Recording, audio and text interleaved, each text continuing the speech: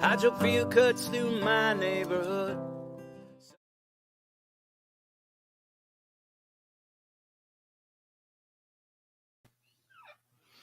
Hi, everybody. Welcome to another episode of Fearlessly Authentic. Oh my gosh, of course, Peaches has got to get right in on it.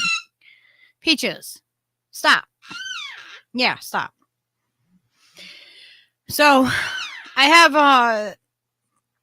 a story today that a show planned for you guys today. It's a really heavy, hard show to digest, but it is being completely blacked out in the media.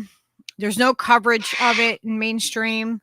It's being heavily censored, and the corruption among this story is just astronomical. Like it's insane. It's insane. So, I'm covering. Oh my gosh. Hang on.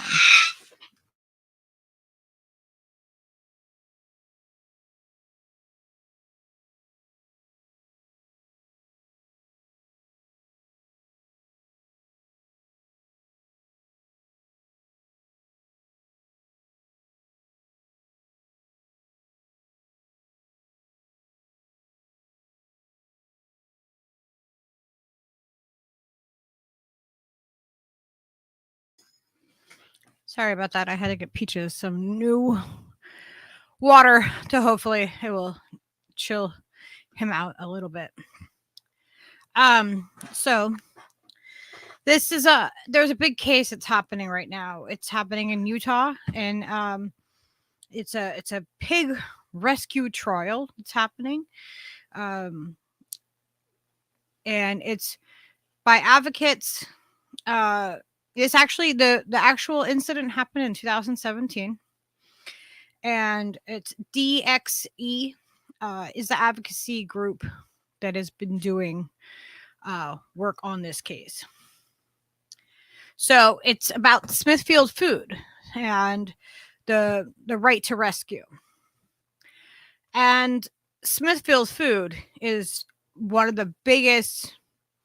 They have the biggest monopoly on pork, pig farming in the United States.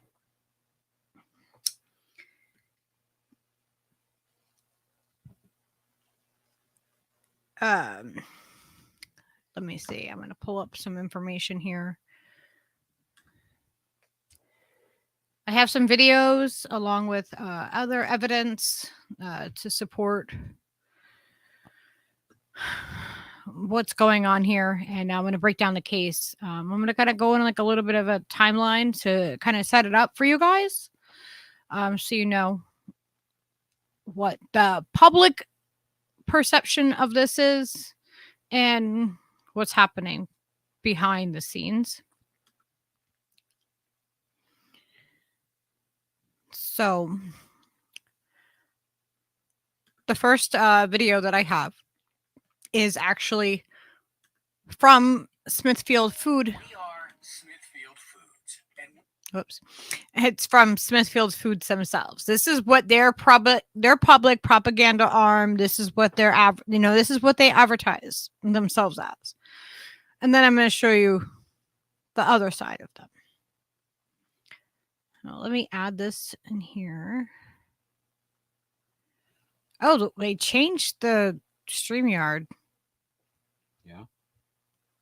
Oh yeah, they changed the buttons a little bit, but it's still the same. Yeah, it says sharing. present instead of. Yeah, I'm kind of far away from the mic. There's one called extra camera. Yes, that's how you do the Peaches camera. That's what I was saying the other day. Oh. If you have the Pro StreamYard, then you can use that. Oh. And it lets you do a remote cam and stuff. Can you guys hear me now? Should be working. Should be a little better because it's closer. That better? Yeah, Miguel said yes. Okay. All right. So this is it's a 4-minute video. I'm going to play it just to give the corporation their own proper representation of what they claim that they are. And, as always, I'll let you decide who this company really is. If it's the public view, if this is what you think of them, or if it's the other way around. So, all right, I'm going to mute, and this is almost 4 minutes, but I'm going to just go ahead and play it. We produce good food responsibly. Smithfield Foods is the world's largest hog producer and pork processor, operating in 25 states and 5 countries around the world.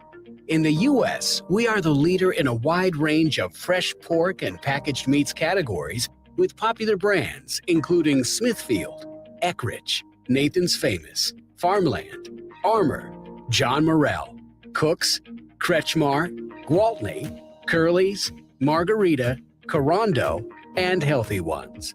Our portfolio of popular brands makes us a top supplier to the retail, export, food service, and deli channels.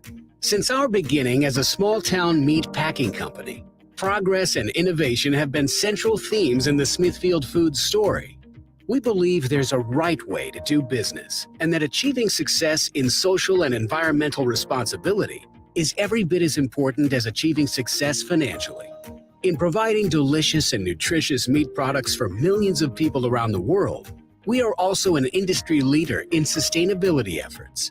To us, the way we make our products is no less important than the food itself. It's a way of doing business that has been important in developing strong partnerships with many top retailers and food service distributors, both in the U.S. and around the world. We've built an entire supply chain on the principle of sustainability, from the farms that raise the grain to feed our hogs, to our suppliers, to the plants that produce our products, to those who transport them, and our customers who sell them. Our philosophy of responsible operations rests solidly on our sustainability pillars of animal care, the environment, food safety and quality, helping communities, and people, our employees and their families. Our social purpose, to improve food security and alleviate hunger by donating millions of pounds of high-quality, nutritious protein, is supported by our generous charitable giving program and hunger relief initiative, Helping Hungry Homes. Maintaining the popularity of our brands takes a focused, continual effort from passionate people. More than 52,000 employees worldwide come to work every day to make good food in a responsible way. Our forward-looking, socially responsible focus has led to many industry firsts. More than a decade ago, we became the first pork producer to develop and implement a comprehensive, systematic animal care management program to monitor the well-being of pigs on company-owned and contract farms. Smithfield Foods was also the first company in our industry to receive ISO 14001 certification, an international gold standard for environmental management systems. We were the first to commit to transferring all pregnant sows on company-owned farms to group housing systems. We were also the first pork producer to provide an ingredient glossary for consumers, and the first and only company in the industry to report antibiotics usage. We are also the first major protein company to undertake a greenhouse gas reduction commitment, pledging to reduce emissions 25% by the year 2025. We believe in what we do and why we do it, so people around the world can come together for delicious, nutritious meals, which are produced responsibly and prepared and shared for family and friends. We are good food responsibly. We are Smithfield Foods.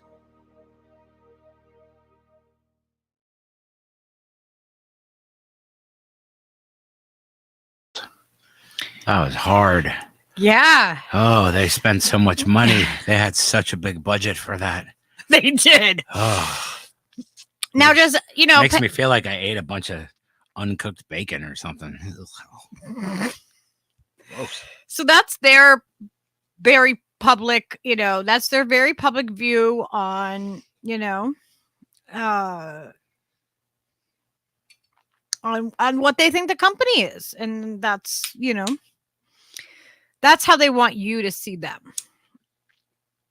That is the PR interface, working in tandem, hand in hand with your various government agencies and globalist agencies and all the good stuff. And now I'm going to show you guys something that I found that is also Smithfield food. I'm going to warn you guys that the images that you see might be disturbing. They are extremely disturbing to me. And it makes me very glad that I don't eat this meat. But this next video that I have, it's only a couple minutes long. And it's from Animal Justice on Twitter. The Smithfield Foods is trying to send 2 animal rights activists to prison for rescuing 2 dying piglets.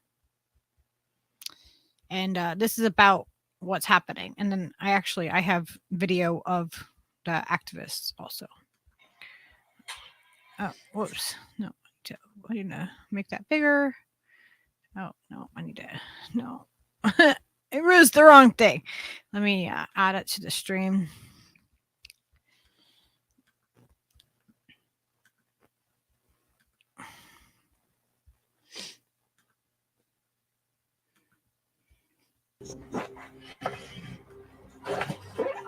This facility represents what gestation. The heck? Why is it not? Open wounds, pressure sores, Why is it not responding? Bleeding gums from biting the bars so much, and these animals aren't even being cared for with veterinary attention. This is frustrating. Regardless of how the system is managed, these pigs are barely able to move even an inch their entire lives. They're unable to walk around, to turn around. Jeez.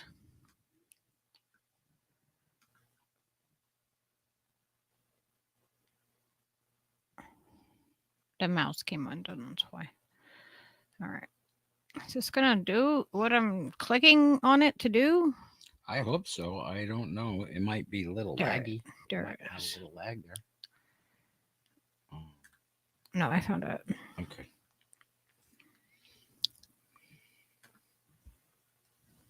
Miguel said the only meat that matters is meat butter. Yes. I tend to agree with him. Yeah, because it's a completely. We found the vegetable meat butter. All vegetable meat butter. Is that a thing? Wait a minute. I think that's what it said. It said something like that. Somebody sent it to me on the Instagram, and I thought it was fantastic. Okay. It was like meat butter made out of vegetables. Now I got this to work. Okay, so this is also about Smithfield. Let me mute us so we don't do the weird echo thing.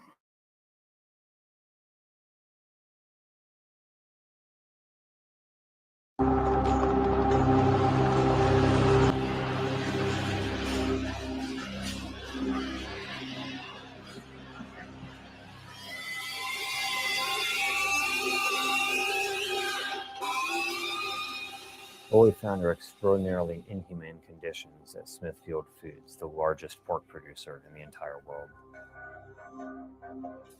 I still remember the first time I ever laid eyes on a gestation crate facility and seeing the helplessness of these animals who have done nothing to deserve the fate that they're enduring. Suffering inside of these crates is just absolutely devastating.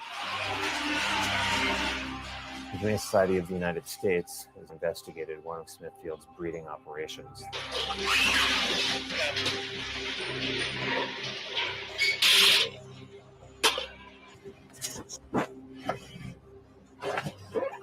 This facility represents what gestation crate confinement is. Open wounds, pressure sores, infections, bleeding gums from biting the bars so much, and these animals aren't even being cared for with individualized veterinary attention. Regardless of how the system is managed, these pigs are barely able to move even an inch their entire lives. They're unable to walk around, to turn around. It causes them to quite literally go insane. And this is one of the reasons why so many animal scientists and veterinarians have condemned this extreme confinement practice.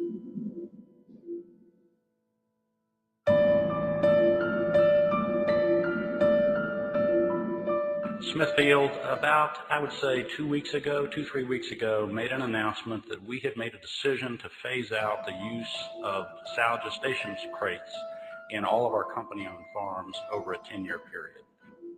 Smithfield committed publicly to phasing out gestation crates within a 10-year period, receiving a lot of public praise for doing so. Now, just a couple years later, the company is saying that it no longer can meet its own very generous self-imposed deadline.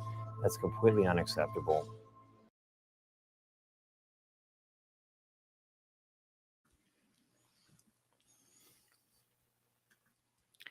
So that was a shorter video of somebody giving representation to what is happening.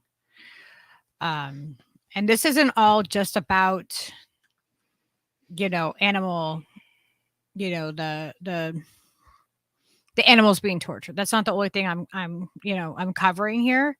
I'm covering this because there are 2 people that are potentially going to prison for 10 years for going into a facility and filming and removing 2 piglets that were going to die.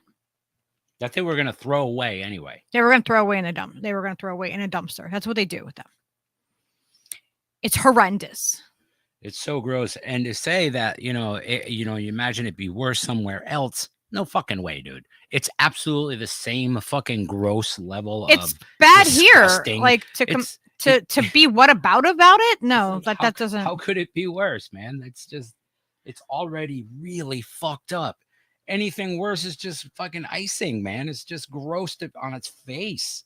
There's no reason that there's no reason to what about that. That's fucking gross. That's just nasty and disgusting. And I don't care what kind of service they provide. They're providing a fucking poison for everyone to fucking consume. It's fucking gross. You can disagree with that. That's fine. But I'm just saying how I feel about it because these are the things that I see. If it takes you 2 weeks to process a piece of pork in your system, it's not exactly healthy for fucking humans. And have you ever spent any time with any pigs? They're pretty fucking cool. And it's just, again, they're actually, they have the same intelligence they're more intelligent than your dog.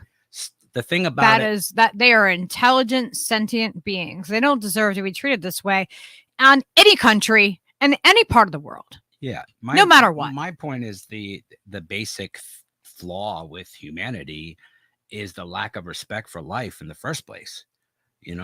Just because everybody's like, no, we're here to, we're the stewards of the world. We're self-appointed. Fuck you. We're not the stewards. We're supposed to coexist with everything in nature the way that nature works. Drew, seriously? You're going to go after vegetable farming? And vegetable farming is super impactful on the planet. Yeah. And done badly in lots of places. I'm not talking about this is a different thing. I'm talking about a certain particular subject, and I'm setting up what I'm getting at with these activists that are facing 10 years in prison. Yeah. And the conditions that Smithfield has putting these animals in. That is my focus. I'm not telling people to become vegan or vegetarian or anything like that. I'm not telling you that that any of these things. That's not what this is about. This is about a case that is being completely blackballed from mainstream media. It's being censored, and the way that the court case is being handled, it's disgusting. Really bad. They're really treating these guys like just garbage, and it's ridiculous on its face. Once you see the rest of the story, you'll be like, oh well, that's fucked up, because it's fucked up. And despite how you feel about eating animals or whatever, you know what I mean? And I'm not going after you because you're eating meat either. Like, yeah, don't take it like that. I would not be. If this bothers you in that way, then maybe you need to think about your own conscious decisions about what you are eating. My thing is, like, I'm not gonna sit here and presume to, but I'm not telling people what they're doing is wrong. What to eat or condemn anyone for anything. I'm condemning this company for treating these people and these pigs like this. It's really fucked up. Yes. it's not, I'm not going after an individual person. I am sharing information. Yeah. And there's a real fascistic aspect of it working in tandem with the government and stuff. It's really fucked up, dude. So that's why the story is important. And you're not going to see it elsewhere.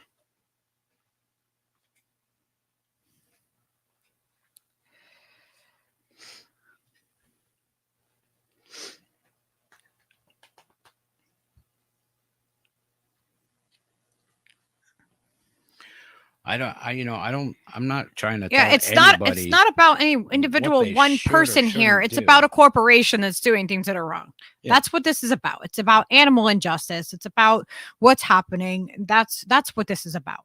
Mhm. This isn't about any one particular person besides the two that are are in court right now, Yeah, which it is is- what I'm getting at. It is specifically about those two people, but it's also about the welfare of the animals and this system that we have in place to feed humans. And I agree that agriculture, farming and stuff is probably more impactful than the fucking poisonous bullshit that this is causing other people. I think it's obvious, you know what I mean? It's such on a grand scale, it blows this out of the water as far as importance and things that need to change. It doesn't diminish this at all, though. You know what I mean? Both things are fucking important. So here it is. And also, I wanted to share that this is not a U.S. company. It was purchased by a Chinese company, and they own the company, and it is still the largest pork provider. So it doesn't matter where you're getting your pork. Like, they provide to all these different restaurants and everywhere. This one particular company. A lot. Yeah. I forget what the names of the different, like, they work with I mean, places that I don't eat, but like McDonald's and other things like that, places like that. Like, you don't know where the restaurants that you go to unless you know specifically, like where they could be getting this pork from and stuff like that. And the fact is that animals, when they are being killed in these conditions, imagine the stress hormone that's released in these animals that live in these cages their entire lives, that are smart. They're smart. They actually have seeing eye pigs, and they help people like that. So I wanted to just show this article really quickly, just to give reference. In 2013, a Chinese firm bought this quintessential slice of Americana, Main Street and all. The takeover, valued at $7.1 billion, remains the largest ever Chinese acquisition of an American company.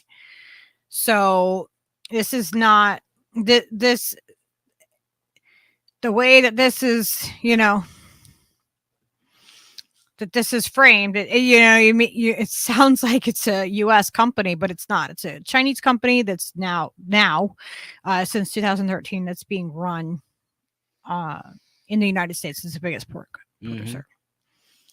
So I have an article here, which I will put in notes for the show, just so that you are aware of where that comes from. And let me see, I have other information here.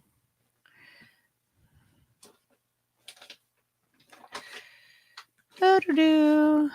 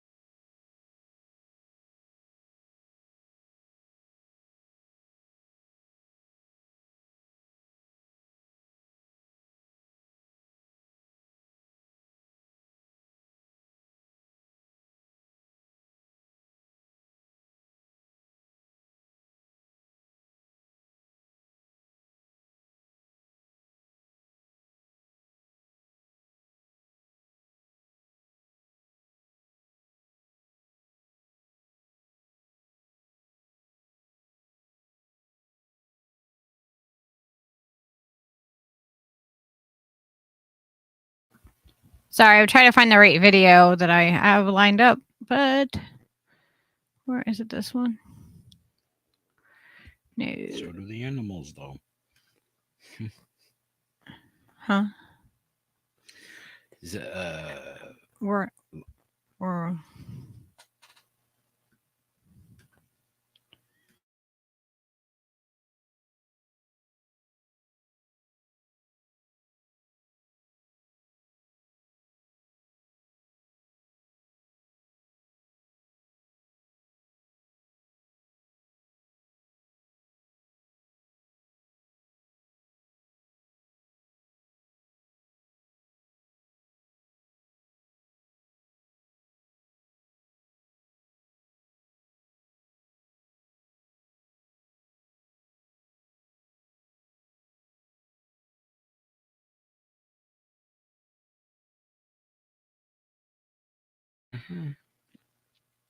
all right. And all right. Sorry, I'm trying to find the right thing that I had here. Maybe it was this one. It looked different on my page there. On my, I don't know if I had to click on it. Okay, I think this is it here.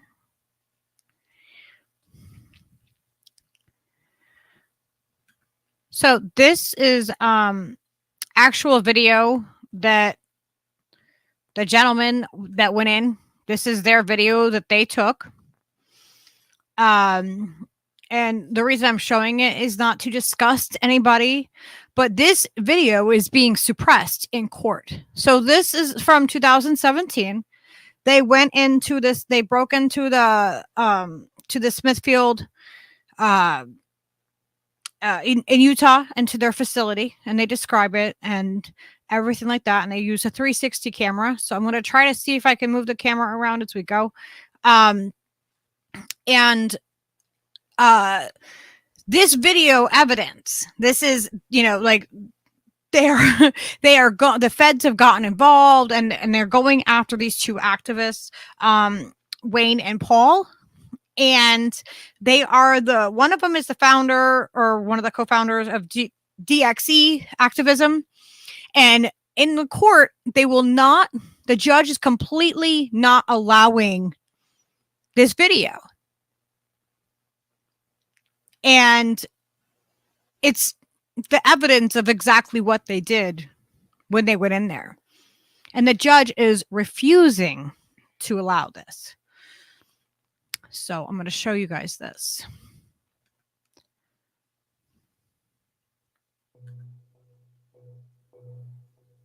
So Circle 4 is a farm that processes and kills 1.2 million pigs every year. And these pigs live in unfathomable misery. So today we've got 4 or 5 hours from now, we're gonna be out there on the farm. Paul's gonna be manning the camera. The rest of you are gonna help me with logistics and supplies. Again, if we see an animal who we can take out, we'll take them out. But our main objective today is exposure, to show the world what's actually happening behind these closed doors. So you all ready to go? You ready to go? Let's do this. So we're outside of a dumpster at Circle 4, and they literally just took a mother pig who was sick and not able to stand any longer, threw her in here head first with a pile of probably 100 dead babies. And when we just got here, we could still hear the blood dripping from her body.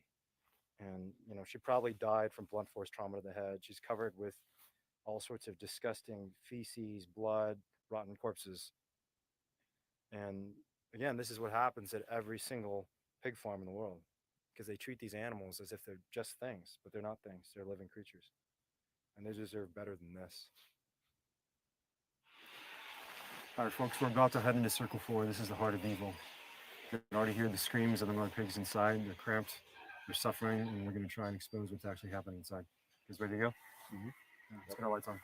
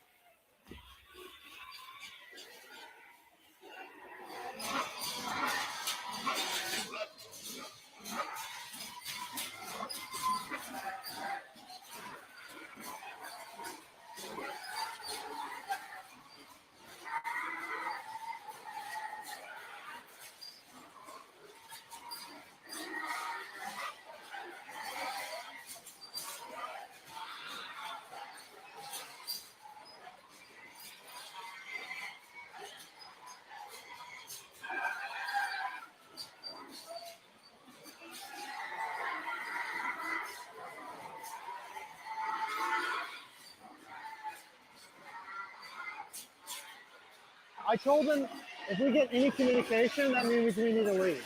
Okay? So all you need to do is listen for any communication. This facility is massive. Even just this one barn, you can see down here, aisle after aisle after aisle of mother pigs. There are hundreds of mother pigs, and even just this one barn. But there's 75,000 mothers just like this, 75,000 stalls just like hers at this site. So we hear this constant clanging in this facility because these mother pigs are desperate to get out of the crates. They're smashing their heads up against these crates to the point that they have swelling on their faces, cuts on their faces, and amazingly, this mother pig actually broke the bars, and so they had to tie them shut. You could see she broke open the bars. She was so desperate to escape, but there's no escape. And even if she broke down this entire door, she can't squeeze through this space. This is how small the space that they have to live in is. And oftentimes, they bash their heads, their bodies, and their noses against these steel bars so much that they're just defeated and they fall to the ground, collapse in fatigue. And that's kind of what's happening to this poor mother pig. So she's desperate to get out of here. And you hear the wailing and screaming of the other pigs. And it's because they all want to get out of here and they can't. And she'll be stuck here for at least 4 years, sometimes 5 or 6 years, living in a crate this size, forcibly impregnated over and over again, and then finally killed when she can no longer produce as many piglets as this farm wants her to produce. When she becomes unprofitable, she'll be killed. She'll never step outside her entire life.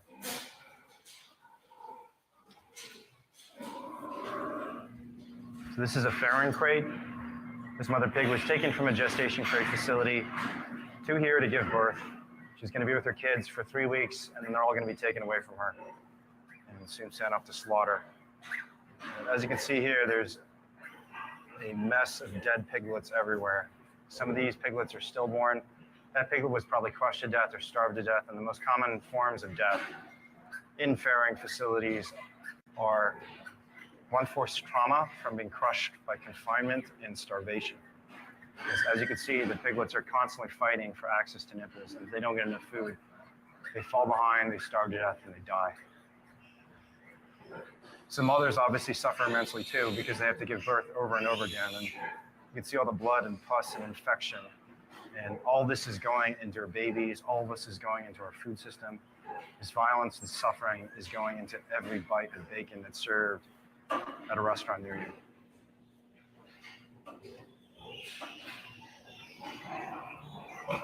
Wait. Ready? You're just watching this water that's off of Okay, so what you saw? Emergency, we're tracking a vehicle that appears to be inside the farm. I think I'm tracking the same vehicle. Over. Just in case.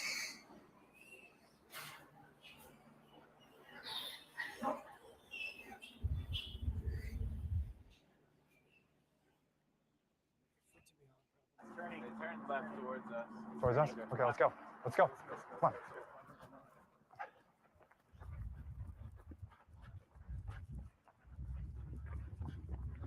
Stay in the shadow. Stay in the shadow.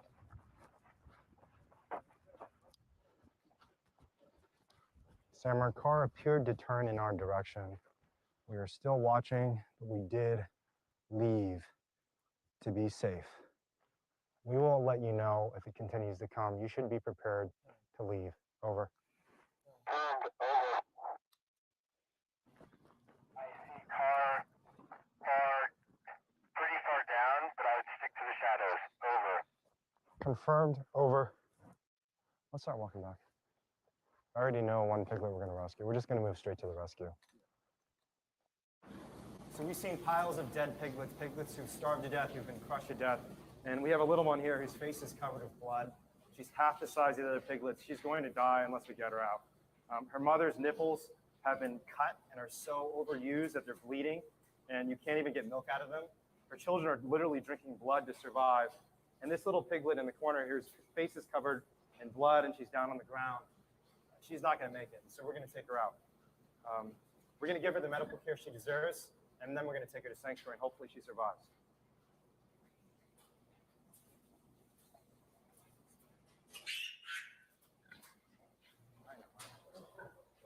That's scary, I know. We're just going to go through here, sweetheart. That's half the hand. All right, be real careful. Bring her in. Support her weight. Walk out. And you can see this tiny one right here getting kicked around. The little ones just don't get enough nutrition, and eventually they fall to the ground and starve to death. So when we see a little runt like this, she's going to get stumped. She's going to be killed by the industry. She's going to be thrown into a landfill. We try to give them some help, and that's what we're going to do today.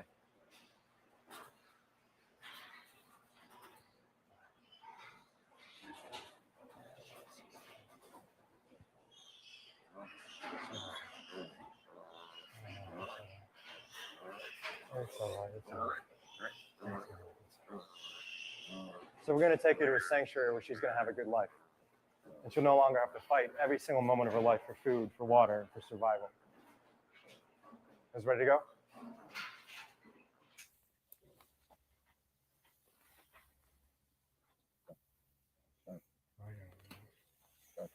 Hold still.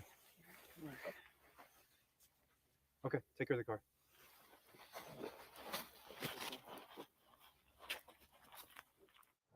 Okay, so we're outside of Circle 4, and we've taken 2 of these sick, tiny little runt piglets out. We're rushing them to receive veterinary care, but we wanted to see if they could drink some milk, make sure they stay hydrated. So we're gonna try with this little girl first. Let's see. Come on, sweetheart. No. Yeah, come on. Come on. Oh, there she goes. Oh.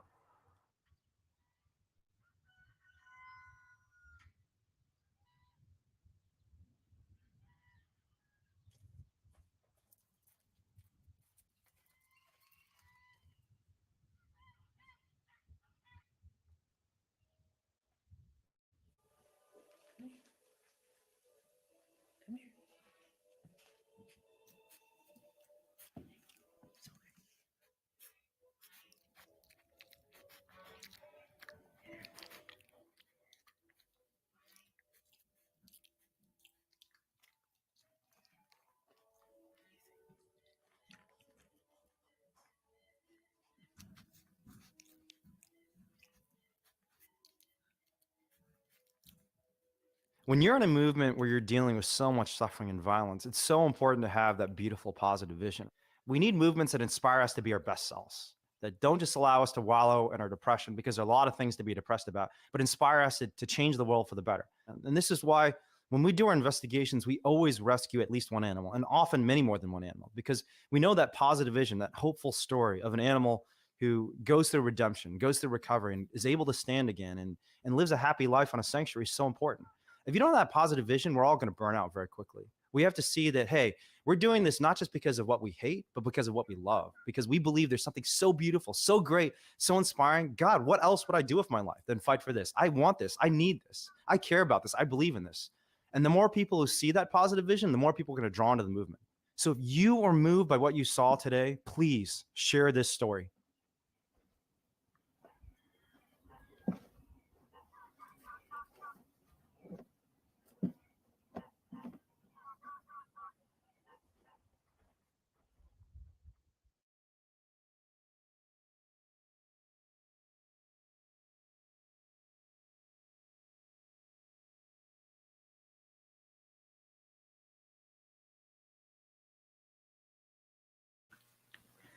So I know that was longer, but I wanted to show that was the information that the judge is refusing to allow to be seen. He's not allowing any testimony about the fact that they throw they throw piglets out into dumpsters. The judge is outright refusing. Like he's basically standing up for Smithfield, this company. And protecting them. And they're going after these 2 advocates. Let me see, where is...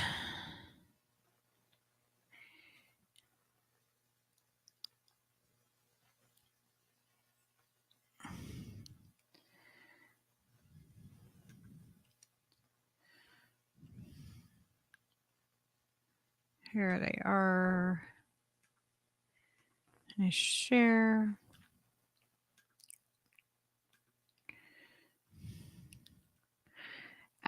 This right here, the gentleman on the left, I know is one of the gentlemen that is being represented. I believe his name is Wayne. I'd have to double check to make sure. But he was the one that was narrating that video that he was talking about.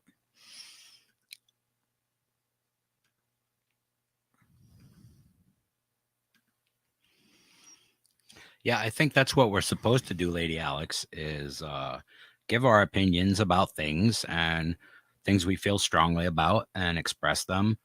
And I'm just saying, I'm trying to do that without, shitting on everybody around me. If you don't feel the same way, then, whatever, go fuck yourself. I don't care.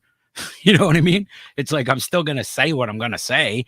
I don't mean it to be insulting to anyone. I mean it to be like informative, if nothing else, and, hopefully the amount of interest and passion you have in something, trying to explain it, conveys the importance that you're trying to pass along with the information. Yeah, that's all. It's really heavy, and it's not being. This isn't being spoken about. This was covered. This is from 2017, like I said before, and it's not being covered in like mainstream media. What is happening here? No, It's only in the alt media. and the whole case, the thing that really got me about this case is that this company is saying one thing publicly. They're acting as though they're not using these cages anymore. They're not doing that anymore. But they obviously, and according to the video footage that the activists provided, they are doing these things. And do you think that if people knew about this, that they would continue to purchase these products and just believe? I don't think that most of the people would decide to continue to consume the pork. Like when most people think of farming, they think of you think of animals getting to see the outside, not being in their own piles of shit all the time, not trampling on their own babies that they're forced to give birth to. I'm willing to accept that as fact, Salty, having never tried the squirrel myself. As I mentioned earlier, I once was almost hungry enough to try it, and somebody was cooking some, and then I got a oatmeal stout, and that I wasn't hungry anymore, so I didn't. But if you say it's good on a bagel, Drew says it's good for gravy. I don't know. Yeah. I'm just not a squirreling guy. Did somebody say squirrel?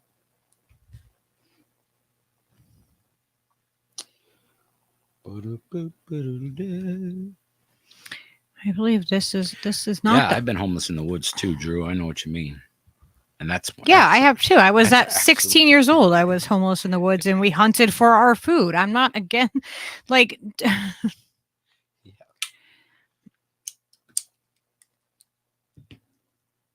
If I didn't hunt and fish, I didn't eat. So I'm not looking down on anybody.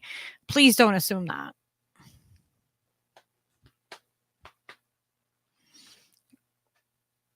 I have an article by Glenn Greenwald when he was still at The Intercept in 2017 about this case. Oh, Glenn. That I want to show. That was a really good article, actually. It's a really, really good article. And I'm not going to necessarily go through every bit of it. I'm going to go, it's really long. So I will share it with you guys to, read up on it as much as you want afterwards. But I'm going to go through some of it because I feel like it's a really important article to cover. So this is the FBI's hunt for the 2 missing piglets reveals that the federal cover-up of the barbaric factory farms. So this is really where this case stems from. This is why I'm showing you this footage. This is why I'm showing you what's been happening and these advocates. This isn't to shame anybody or anything like that. So this is from October 5th, 2017. And I can copy this. I'll put it in the chat right now in case anyone wants. Yeah, grape nuts was awesome until I learned it was full of glyphosate. That kind of fucked it all up for me. So, like I said, this is the FBI's hunt for 2 missing piglets reveals the federal cover-up of this barbaric factory farms. Systemic abuse of animals lies in the heart of the U.S. industrial farms, which are protected by the government. Despite a crackdown on activists, the public is seeing the barbarism. You say, Glenn, that we're seeing it. I don't think enough people are seeing it. I believe that there are ways if you do feel that you need to eat meat, that there are practices that are not what Smithfield is doing, but that's not what this is really about in my focus on this. So FBI agents are devoting substantial resources to a multi-state hunt for 2 baby piglets. Now, I want to let you guys know that Smithfield says that these piglets are less than $40 a piece for them. And they throw the ones that die away in the dumpster. They literally go to a landfill if they're not eaten by their siblings that are starving, because the moms that are bred over and over again for 4 or 5 years straight, forced breeding, that they usually the nipples become so raw that they're not even getting milk anymore. So the FBI is going after 2 piglets less than $100 charge. Like for if you have to put money on it, that's what that company that's the value that they put on those. So just remember that. For 2 $40 pigs. And you saw what they did in the video. They went in there and they looked around and they took, so like that warrants the FBI apparently. So they did a multi-state hunt for the 2 baby piglets that the Bureau believes are named Lucy and Ethel. The 2 piglets were removed over the summer from the article from a farm in Utah by animal rights activists who entered the Smithfield food-owned farm factory to film the brutal, torturous conditions in which the pigs are bred in order to be slaughtered. While filming the conditions in the Smithfield facility, activists saw the 2 ailing baby piglets lying on the ground, visibly ill and near death, surrounded by rotting corpses of dead piglets. One was swollen and barely able to stand. The other had been trampled and was covered in blood. Said Wayne Heisung. I want to say his name wrong. Heisung. The Direct Action Everywhere, the DXE, which is what I was saying was the advocacy group that is doing the work, which filmed the facility and performed the rescue. Due to various illnesses, he said the piglets were unable to eat or digest food and were thus a fraction of the normal weight of their piglets for their size.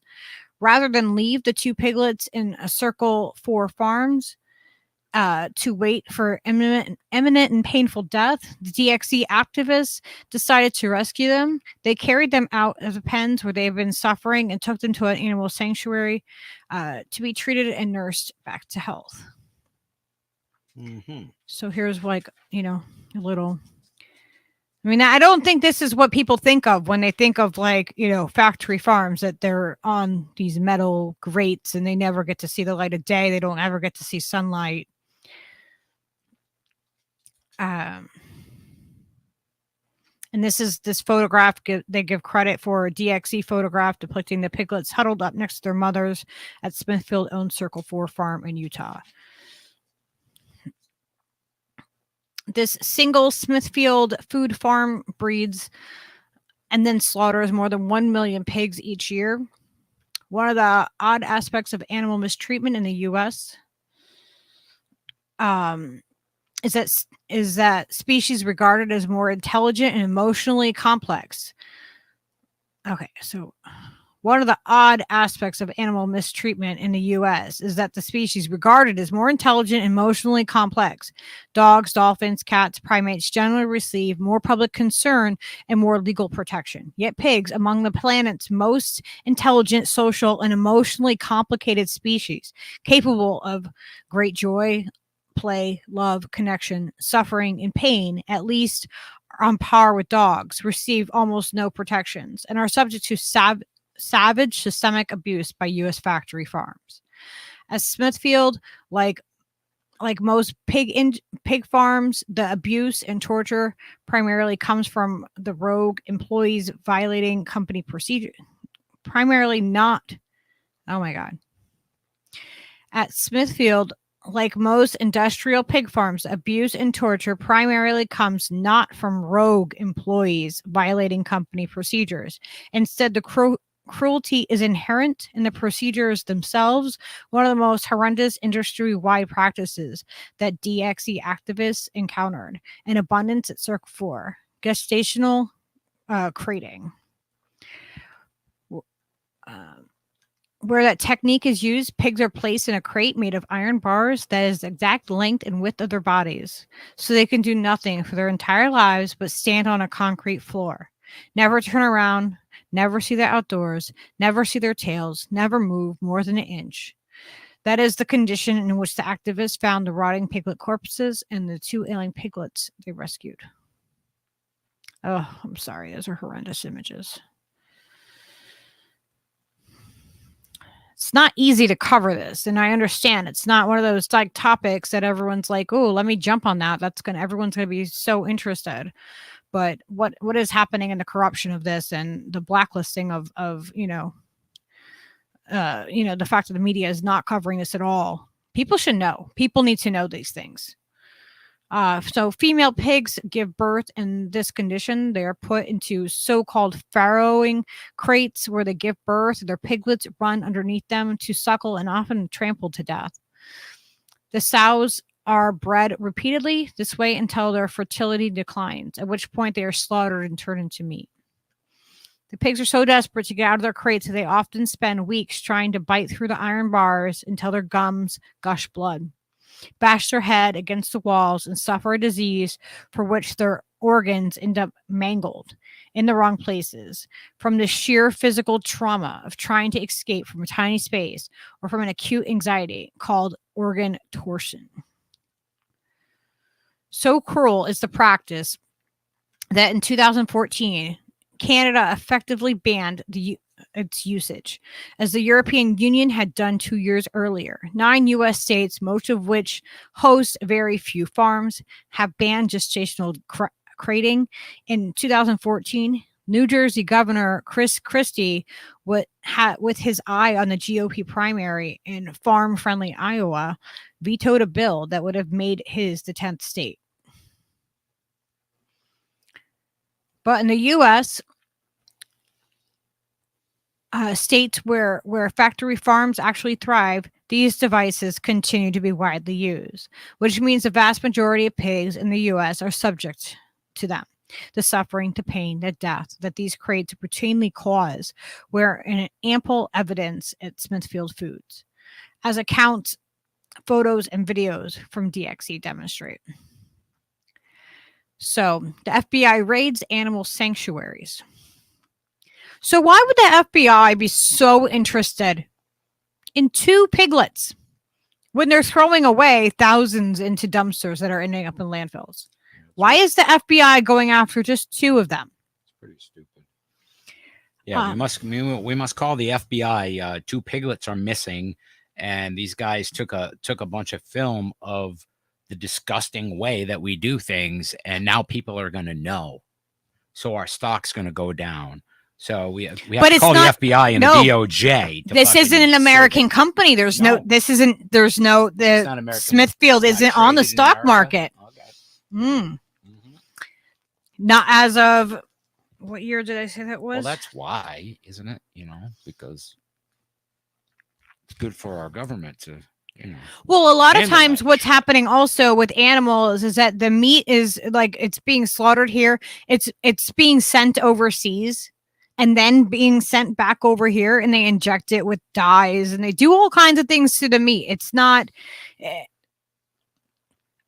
they are altering every bit of everything. They're poisoning not only us but the animals, and then the people are eating the animals that they've poisoned, and they're drinking the toxic water, like I've covered before on this show, that the water throughout the United States is toxic and causing cancer. So like this is the same do you think that they're giving the animals everywhere?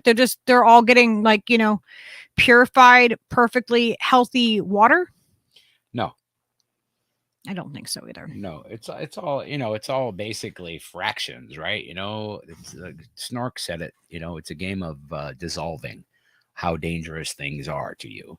The more you dissolve it, the better off everybody is, right? You bury it deep and you don't fucking worry about it. But all of that stuff is still present all the time, and they're making more of it, fracking and doing all these different things constantly and polluting our environment. So there is no way to avoid the carcinogenic nature of this fucking planet. We've fucked it right up for ourselves. Yeah. And what we can do is hopefully maybe mitigate some of this fucking unnecessary, torturous, fucking gross practice. Inhumane fucking way to treat things. It's, when people say inhumane, everything is fucking inhumane. If you kill another living fucking thing, that's an inhumane thing to do. But people have reasons. You have reasons. You have to eat. You have to provide. You have to do these things, right? So we've taken it upon ourselves to be the stewards of the world while practicing these kinds of fucking industrial measures of food production and stuff. It's really gross. It's just as gross growing fucking corn. It's just as gross growing wheat. It's all of these things are fucking heinous. If it's not done and if it's not done in sustainable ways, all of it is ripping. It's just ruining all of us because they just keep polluting. They keep making it worse, and it doesn't change because it doesn't fucking change. And when things like this, like the gross way to fucking, slaughter animals for production, just the idea of it is fucking gross on its face. It should be done locally on a local level for everyone, right? But it's not, because that's just like a niche thing. Now you got to be rich to fucking eat that way. You want to be less poison than everyone else, it's gonna cost you. You pay through the nose. You want fucking the illusion of organic stuff that's still all fucking poison too. Everything is. That's the reality of it. Yeah, even the organic has toxins in it. Organic farming is a fucking racket in itself. That's what I'm saying. The whole thing, all of that. Yep, getting the organic labels and all of that. But that's a whole nother. We can talk about that after. Sure. I just want to get through it's just really a little bit of this article because I think it's insane that the FBI put all these resources. Remember, I said that these two piglets were approximately less than $40 a piece for Smithfield Foods, but the FBI has gone after these piglets. They wanted to know where they went. They weren't the two super cute ones on the thumbnail. No. So under normal circumstances, a large industrial farming company such as Smithfield Foods would never notice that two sick piglets in the millions it breeds and then slaughters were missing, nor would they care. A sick and dying piglet has no commercial value to them. Exactly. So why would the FBI go after them? Yet the rescue of these two particular piglets has literally become a federal case. By all appearances, a matter of great importance to the Department of Justice. On the last day of August, a 6-car armada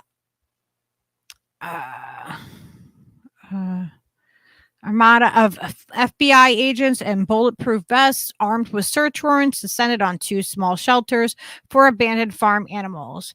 Ching Farm Rescue in Riverton, Utah, and another one, Colorado. Sorry, I'm going to skip through some of this. I'm trying to get to it. They have no connections with DXE or other rescue groups. They simply serve a shelter for sick, abandoned, otherwise injured animals run by a small staff and team of animal-loving volunteers. They're open to the public and teach about farm animals. The attachments to the search warrants specified that the FBI agents could take DNA samples, blood, hair follicles, or ear clippings to be seized from swine from the following characteristics. They had to be pink, white color, docked tails, approximately 5 to 9 months of age. Any swine with a hole in the right ear. So that was their criteria. So the FBI agents searched the premises. They demanded DNA samples of what they said was Lucy and Ethel in order to determine that they were two alien piglets who had been rescued weeks earlier from Smithfield. So they wanted anonymity due to the fear of the pending criminal investigation. Described the events. The FBI agents ordered staff as volunteers to stay away from the animals and then approach the piglets to obtain DNA samples. The state veterinarians accompanying the FBI used a snare to pressurize the piglet's snout, thus immobilizing her in pain and fear, and then cut off close to 2 inches of the piglet's ear. The pain was so severe and her scream so piercing that the sanctuary staff members screamed and cried. So imagine you work at an animal sanctuary and here come the feds doing this to an animal that you're caring for. That's pretty fucking rude. There's other ways to get DNA. Even the FBI agents were so significantly disturbed by the resulting trauma that they directed the veterans not to subject the second pig to the procedure. Extermination. I have to agree that what the hell did I just see? God damn it. I just saw something really funny and I thought, Sick Piglets is a good band name. The sanctuary representative recounted that the piglet, who had part of her ear removed, spent weeks depressed and scared, barely moving or eating, and still not fully recovered. The FBI receipt given to the sanctuaries shows they took DNA samples from swine. They wonder why all this disease comes out of things. Like, why did we have a swine flu? Why did we have all these things? Like, maybe they came from labs, who knows? But, you're treating animals. I mean, like, there is an amount of feces that's allowed, or hoof that's allowed to be in meat. Yeah. There's most creatures are like smarter than we give them credit for. Like, you know what I mean? Most animals of every design will impress you with some sort of intelligence that you didn't expect them to have. Problem solving or whatever. You know what I mean? Like, they'll surprise you. You're like, oh damn, I didn't think you could figure that shit out. If I could figure that shit right out, like, whoa, Yeah, I mean, they're seeing eye pigs. They're smart creatures, all of them. I mean, even pigs especially are really bright. I've known lots of people that have had them as pigs as pets, little potbelly ones that grow into fucking being 350 pounds and shit. They're fucking awesome. They're super smart.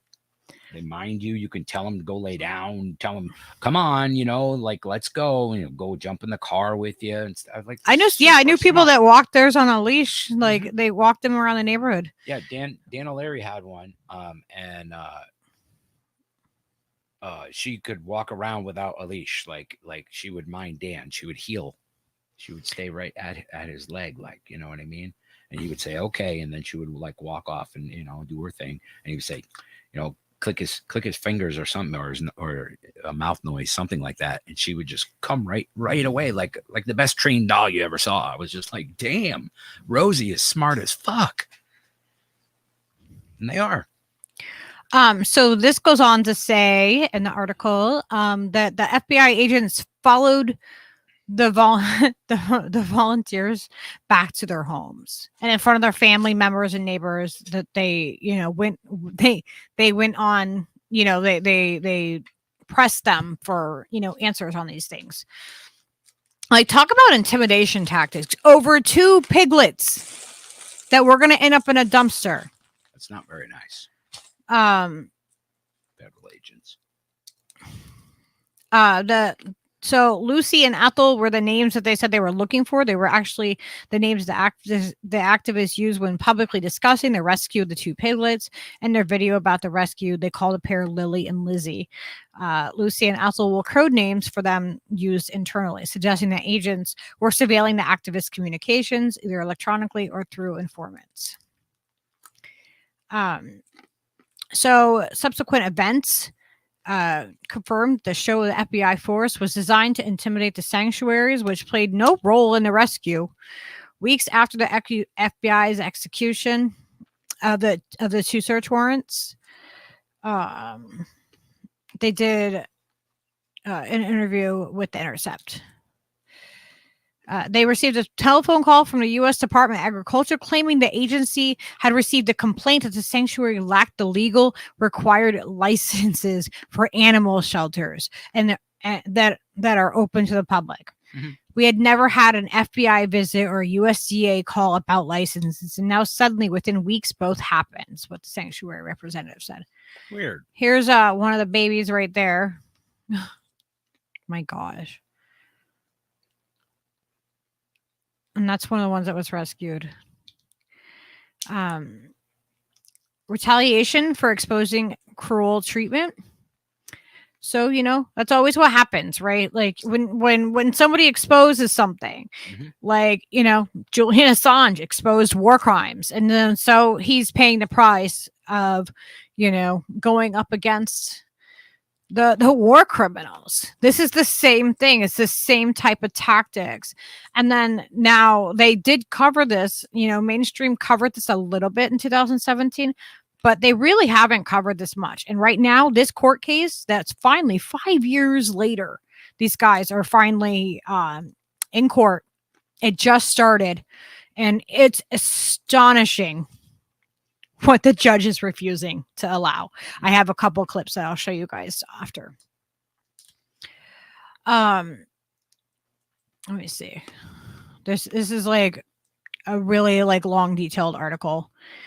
Here is they show right here that the New York Times covered this in August 6th of 2017. And those are the two activists. So it's the two baby piglets. Criminals. Yeah. They took out piglets that were going to be thrown out. Oh, into a dumpster. dear. Had to do it. So the Times article was published in July 6th. The search warrant against the sanctuaries was obtained the following month, in mid-August, and then executed on August 31st. In the interim, the piglets had become stars of clearly effective campaign against Smithfield Foods. In response to the questions from The Intercept, Smithfield insisted that it does not abuse its animals, but is typical for factory farms. The company offered more than generalized denials, accompanied by vague accusations that the video and photos the activists took were somehow distorted. It's a 360 view. I was moving the camera around when we were watching that so that I could show you, you know what I mean? Like they got the entire thing. And that's what the judge is denying any of that video footage. They are completely stonewalling all of the actual activism that's happening, or the actual activists' video footage of what happened. They took the whole time. So if you have a 360 view camera and you're filming the whole time that you're there, how can that be distorted? I don't know. Maybe someone can explain that to me. I don't know. Is this a video of a piglet?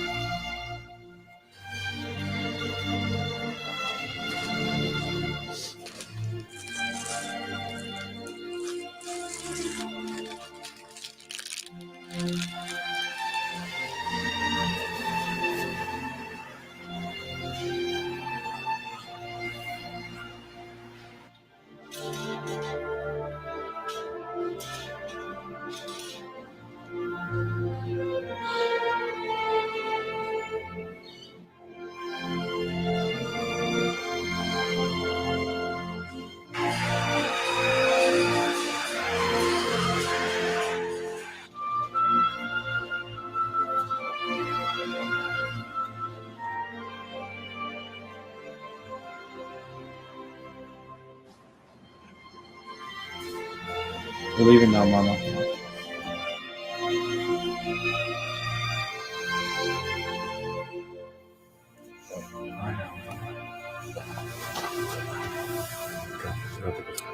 Nice.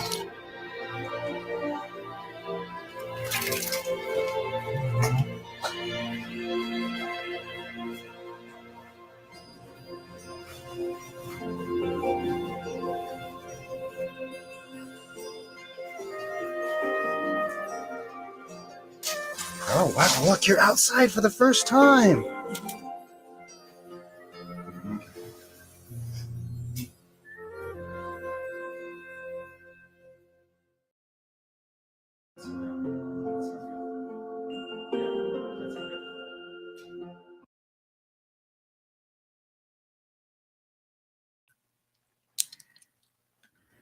Well, that pulls at your heartstrings, but at least, you know, 2 of them were taken away from those horrible conditions. So, Yeah.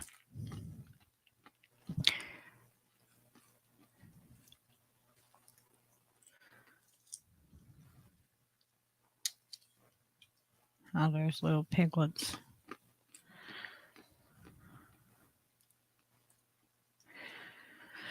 So they use the government power to and abuse power abuse to intimidate and punish the activists.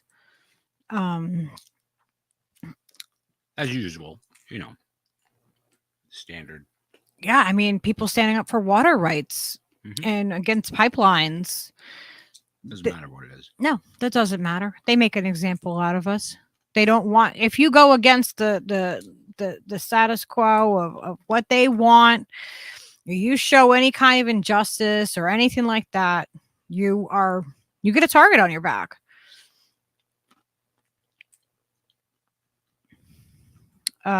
So the Justice Department's grave attention to a case of 2 missing piglets reflects on how diligently the U.S. government uses extreme measures to protect the agricultural industry, not just from unjust economic loss, violent crime, or theft, but from political embarrassment and acute reporting that damages the industry's reputation. A sweeping framework of draconian laws designed to shield the industry from criticism and deter and punish its critics has been enacted across the country by federal and state legislators that are captive to the industry's high-paid lobbyists. The most notorious of these measures are the AG gag laws, which made publishing videos on farm conditions taken as part of undercover operations a felony, punishable by years in prison. Through many courts, including most recently a federal court in Utah, have struck down these laws as unconstitutional assault of speech and press freedoms. They continue to be used in numerous states to harass and in some cases prosecute animal rights activists. As the Times article notes, these AG gag laws are the reason activists are forced to turn to virtual reality to show what really happens inside industrial farms without running the risk of prosecution. Oh, that poor mama. It's like it doesn't matter what the industry is. Like Norman was like, I used to work at a mink farm or whatever, and they're fucking horrendous. It doesn't matter what it is. If you're raising something that just to kill it quickly, that's a fucked up mechanism. You know what I mean? I understand that's what farming is. We do that with the plants and we do it with the animals. And I guess it's just how the animals get to fucking exist before that time comes is the thing that I have a problem with. You know what I mean? It's not really anything more than that, because I understand what they're trying to do, but they're just doing it in a fucked up way. And just wait until they want us to be in those cages, guys. Well, just wait until it's people. That's the model. Like, I mean, at the southern border, there already are people in that. In the prison system, that's what we already have. That's like, what the model wait until is. they want everybody in that. That's what the model is for humanity. That's what we're working towards is, we'll be on that fucking pig farm. Orwell Although fucking they'll told us 100 years they'll ago. want all the people that aren't vaccinated to do that. Like, you know what I mean? They're gonna be like, no, you have to produce now for us for the rest of humanity. Sorry. Gotta produce. Gotta be an earner. So be in Big Joe's circus. Hey, did you hear? All drugs are legal forever. They always were, because Joe Biden. oh my gosh. Okay. So Breaking news. as I described it, that's not what that is. As described previously when reporting on the arrest of 2 young activists who faced 10 years in prison for freeing minks from farm cages before the animals could be sliced to death and turned into luxury coats, nonviolent animal rights activists are often designated as terrorists under the AETA and are treated in the court system as such, even when no human beings are hurt and the economic loss is minimal. Exactly. Those 2 piglets, $80 at most. And they were going to die, so they really didn't have any value for them. It's more so they're going after them and doing this to set an example because of what they did. It's not about how much money. It's about the shame that this brought to the industry. As for lobbyists and industrial supported industry supported bills, the AETA passed with overwhelming bipartisan support. Its 2 prime Senate sponsors were Dianne Feinstein. Oh, and how do you say his last name? James Nolf. Nolf. And then signed it to law with George W. Bush. Yeah, I think that's the whole fucking thing is, it goes down to community again. Like once you have a city and you have hundreds of, you have tens of thousands of people all trying to eat at the same time, you're going to come up against some fucking serious fucking gnarliness, because that's a lot of animals that have to die to appease all that mass. So by amassing that many people in a space, you've caused that to happen. And that's like mechanized farming, explained. That's why it worked. That's why we do it. And it's fucked up. I would be happy if there was, just little fucking tribes everywhere. And it'd be fine with me. So this goes on. This has got a lot more to it. I'm not going to go into every aspect of this article, but I did put the link in there, and I will put it in with the show notes because I have some other things I would like to share as well. It's hard to cover this for me because it's a lot. It's really, there's a whole lot of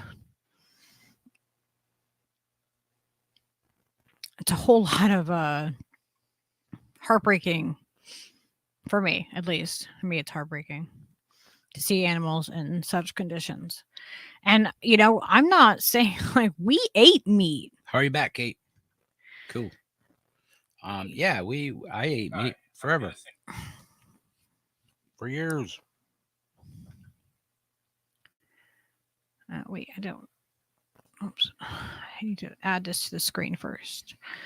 So I have another little video to show you guys.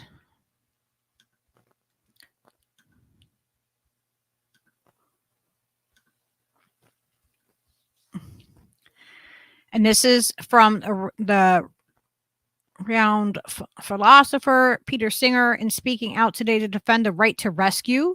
Just 1 week before the Smithfield trial begins in Utah, please help us spread the word. So this is, this was before the trial has now started. It just, I want to say that I think it started. I watched a thing today, which was a couple hours where they reviewed a lot of what was happening with the case. I believe that today the jury selection was finally made. But hang on, I'm going to mute us over here, and I'm going to play this.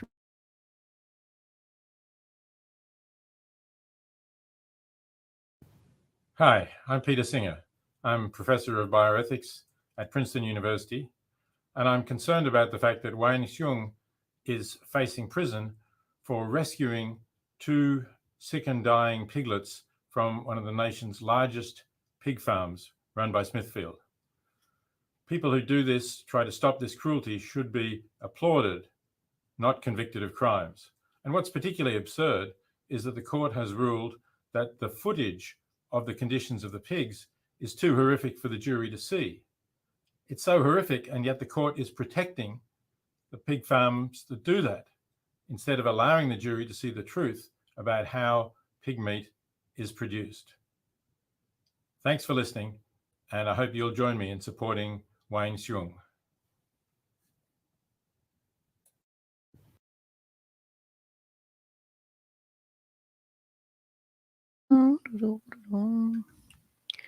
So he was just asking for everybody's support in this and getting the information out there.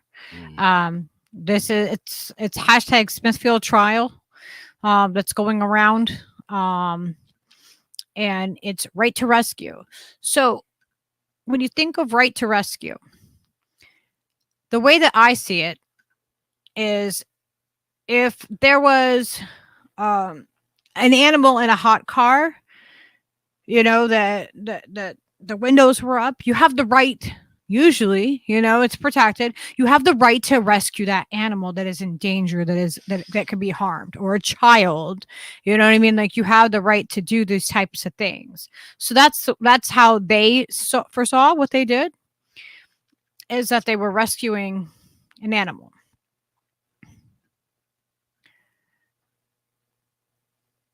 Yes, exactly. Lady Alex, we have the right to rescue Julian Assange too. Yes. Goddamn right.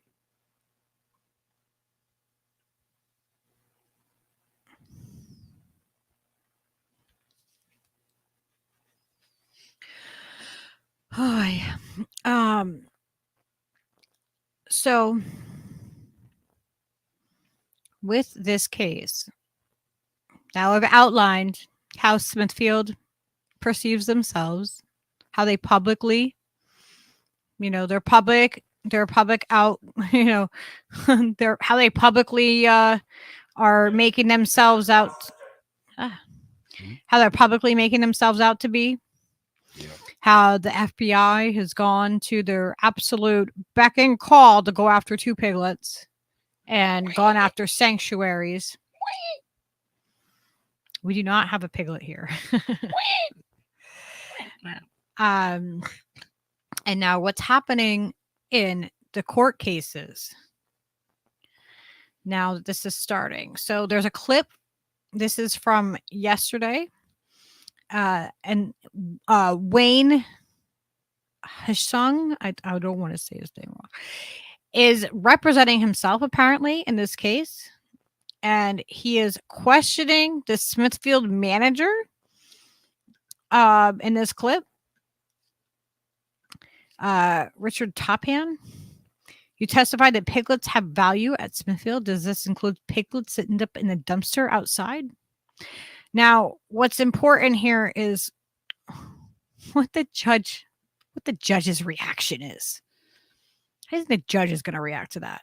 You know, that's kind of an important question. It kind of sets the precedent of what's happening, right? I mean, you would think. All right, I'm going to mute us and play this. It's not long. And we can also agree that there are thousands of dead piglets at Smithfield Foods at any given point in time, correct? You didn't inspect the piglets that were removed from Smithfield in March of 2017, did you? Didn't what?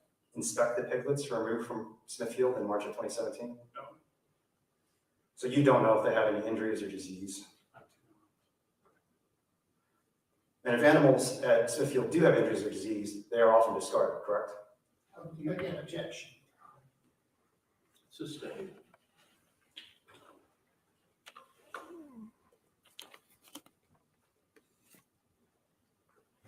You testified that piglets, I just want to restate your testimony previously, that piglets have value in Smithfield, correct? Yes, they do. Okay.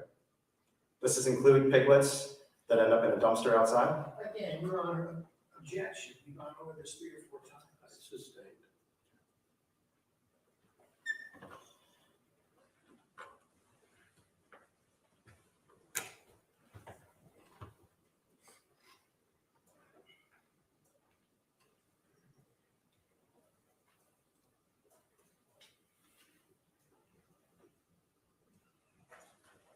Smithfield is a food production company that sells the piglets for meat, correct?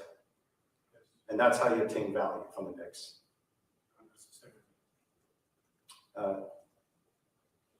Smithfield is, you said it was a protein production company, correct?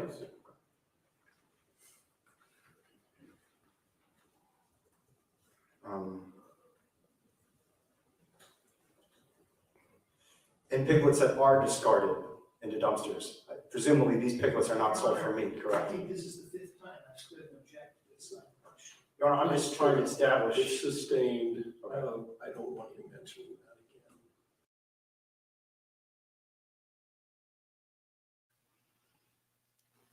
Why won't they let him speak the truth? Yeah, you can't say that. You can't show your video. You can't say anything that has anything to do with anything. So they're not letting him show the video that they took while they were in there. They're not letting the jury see that. They have an anonymous jury. So they what at what point does any judge ever say, no, you have video evidence of the crime? You can't show that video evidence of the crime. They refuse to let him see that. They refuse to let him speak about the value of these piglets or the fact that they are thrown out in dumpsters. They refuse to even allow that. And this isn't the only time. Does Steve Wolfbrandt's ex count as a pig? He wants to know. I'm not sure. Probably not. I was just going to answer with. Oh my gosh. Of course you were.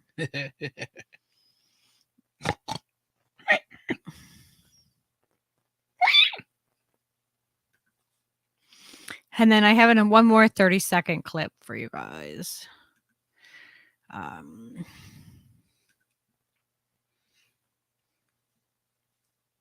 That's right. Circle of life, Salty. Fuck. Ay, it's so fucking demented. Okay, I'm muting us.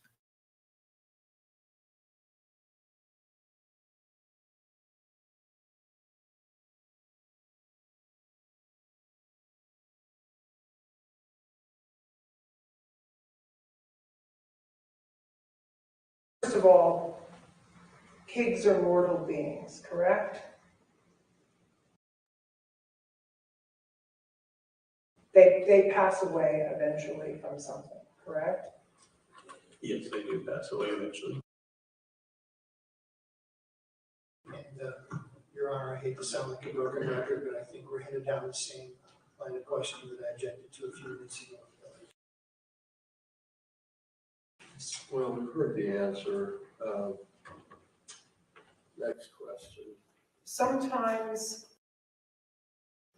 pigs pass away when they are piglets, correct? When they're very young. Again, objection. Sustained. And Your Honor, first of all, pigs are mortal beings, correct? So to me, it's really interesting that they won't even let them talk about it. They're not allowing this stuff to even be discussed in court. How can the jury decide anything if they can't even talk about piglets? But they sent the FBI after 2 little piglets. And they clipped their ear and, did horrendous things. So how is this? How is this even remotely fair? Why do these people feel like they have the right to torture these animals and then cover up the crimes for big agriculture?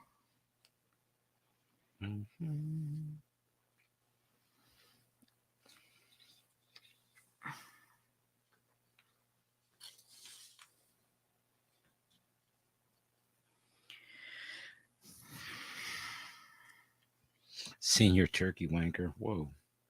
What? Oz said I had a friend who worked at the artificial insemination plant. He was a senior turkey wanker. Mouse said it. I'm definitely checking out that record. I will add you on the band camps. Everybody should go check out Mouse Idiots on the band camps. Okay. After your I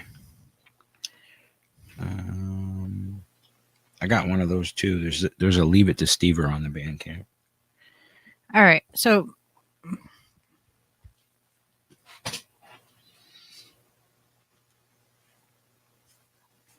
what did Elle say? I think humans denigrate pigs by comparing other humans to them in order to feel superior and validate their choice to eat them. Maybe. We all, yeah. It's all about validation. Well, I mean, I think that, like, okay, so like what the judge is doing right there is he's shutting down completely any conversation about it. Like when Skyla was little, I remember we were walking through the grocery store and she was 4 years old and she wanted to know, what is that, Mom? What is beef and what is, chicken? Like what is pork? I remember her asking me these questions in the grocery store. And I was like, well, pork it comes from pig and beef is cow. And, and I explained what it is. I felt like she had a right to know what she was eating. And she decided that she didn't want to eat chicken nuggets anymore. And she was a little kid. And I was like, okay, you don't have to eat chicken nuggets then. You don't have to eat that stuff if you don't want to. You have that choice. She did end up going back to eating meat when she was little. But that's the thing, is that nobody is actually having these conversations about what it is that you're eating. They're completely ignoring that. They're doing exactly what the judge is doing and refusing to allow any kind of conversation, any kind of real talk about what it is that we're doing and what we're eating. And it's just like, it feeds into that whole cognitive dissonance, and it makes it easier for people to just pretend, like everything is fine. Like the book Charlotte's Web is being banned in schools because they said it's too violent, because they talk about slaughtering a pig. Mm-hmm. Exactly, Peaches. Ring that bell, Peaches. It doesn't. I love chicken skin too, man. Come on. What do you think? We're some kind of savages or something? We all grow up on chicken skin. I don't eat chicken skin anymore. Anymore? Yeah, anymore, Steve. What is your problem? My problem? Maybe it's a lack of chicken skin. Sure. Could be a chicken skin deficit.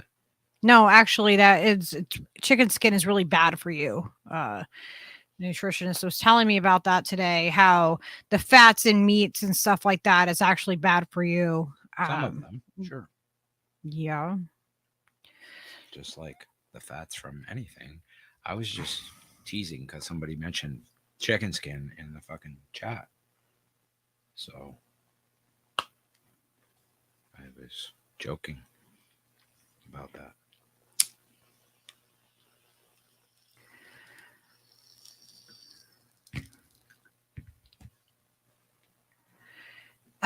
Cool. And I'm not here to judge anybody on what they do and what they don't do. Like that we can have a larger discussion about eating meat in general, but that's not what this is about. What I'm trying to talk about tonight is that these activists are being like they're facing 10 years in prison apiece for what they did. And what did they do? They rescued 2 animals that were going to end up in a dumpster. I don't understand how this is acceptable in any form. I'm outraged by this. I'm disgusted by this. I'm disgusted that I was, that I did eat meat and that I, blindly went along because, my parents fed me meat and I didn't question it. But Skyla did when she was little. And so that day in the grocery store, and I told her what the things were, and she decided not to eat them because she didn't want to anymore. I respected her choice on that.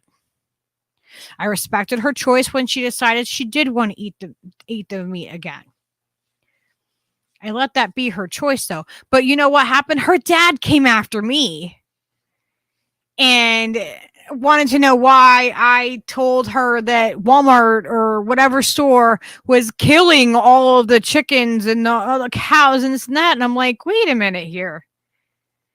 You're going to come after me for telling her the truth? It's the same thing that this judge is doing. He's like, no, you can't talk about that. It's corruption. Mm-hmm. They're not allowing, like they're they obviously they have allowed somebody to film in there, but they're not allowing press in there. They're limiting the amount of press that's allowed to go in the courtroom, and I'm not sure of their laws there in Utah over this, because every state is different with that. But they turned this into felony charges. Yeah, that seems really ridiculous and over the top. It's insane. It's an intimidation tactic. Yeah, I mean, what they're doing. It's exactly, it's the same sort of leverage that the banks have and Wall Street has with our government. You know what I mean? They get what they fucking want. They need this to fucking go away quietly, and that's what they're doing. There's a virtual media blackout around this. The only thing you're going to see it maybe on Fox, or some other incendiary fucking thing that will try to spin it the way that they fucking want it to. You know what I mean? It's just nonsense. It's always the same. When the DOJ and the FBI are investigating and they send 10 fucking vehicles to go arrest 2 guys for taking piglets that were otherwise going to die in a heap in a dumpster. What the fuck? That's just fucking grimy as fuck. I mean, it's super grimy. The resources they put into this case, it's pretty intense. It's a huge amount of resources.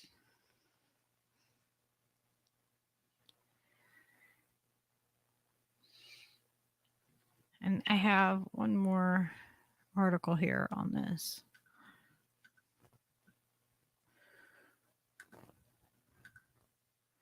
So people need to know at least what's happening. Yeah. Having like adopted more of a vegetarian kind of diet, I think it's still really cool because there's so many like weird and wonderful fucking kinds of vegetation that I haven't eaten.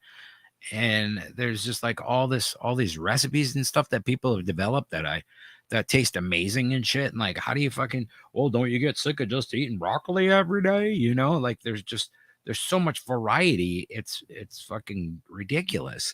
And most people just don't even consider variety. They get their burger, they get their chicken, you know what I mean? And they get the taters and whatever 2 kinds of green things you put on your table. I mean, and at least it's been my experience, the people I grew up around. That's the kind of diet we had here in New England anyway. Well, I think it's really easy. It's kind of exciting to just know that there's a whole bunch of more stuff that I haven't even tried, and I'm old, so that's fucking cool. Not gonna run out of neat new things to eat, is what I'm saying. Yeah, no, absolutely. I don't remember what I was saying.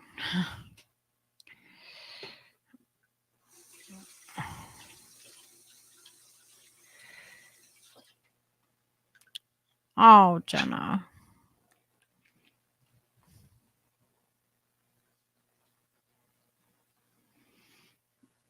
Oh, yeah. Yeah, like when it's pretty little packages at the store and you don't have to go and process the meat yourself. You don't have to hunt the animal yourself. It takes all that. It takes all that out of it, right? So you don't have to think about what it is. You don't have to think about how that got there. It's already handled for you. You don't have to see the blood and gore. Little said, my dad used to ask me if I wanted to eat some dead cow or chicken when I was little, so I didn't have to ask. Oh, God. It's like that's what it is, though, is that mechanized aspect of just going to the thing in this perfectly little clean displayed little neatly wrapped package of meat. Even going to the deli and getting it fresh from the deli man, he wraps that up nice and neat. You don't have to deal with any of that fat and sinew and blood and gore.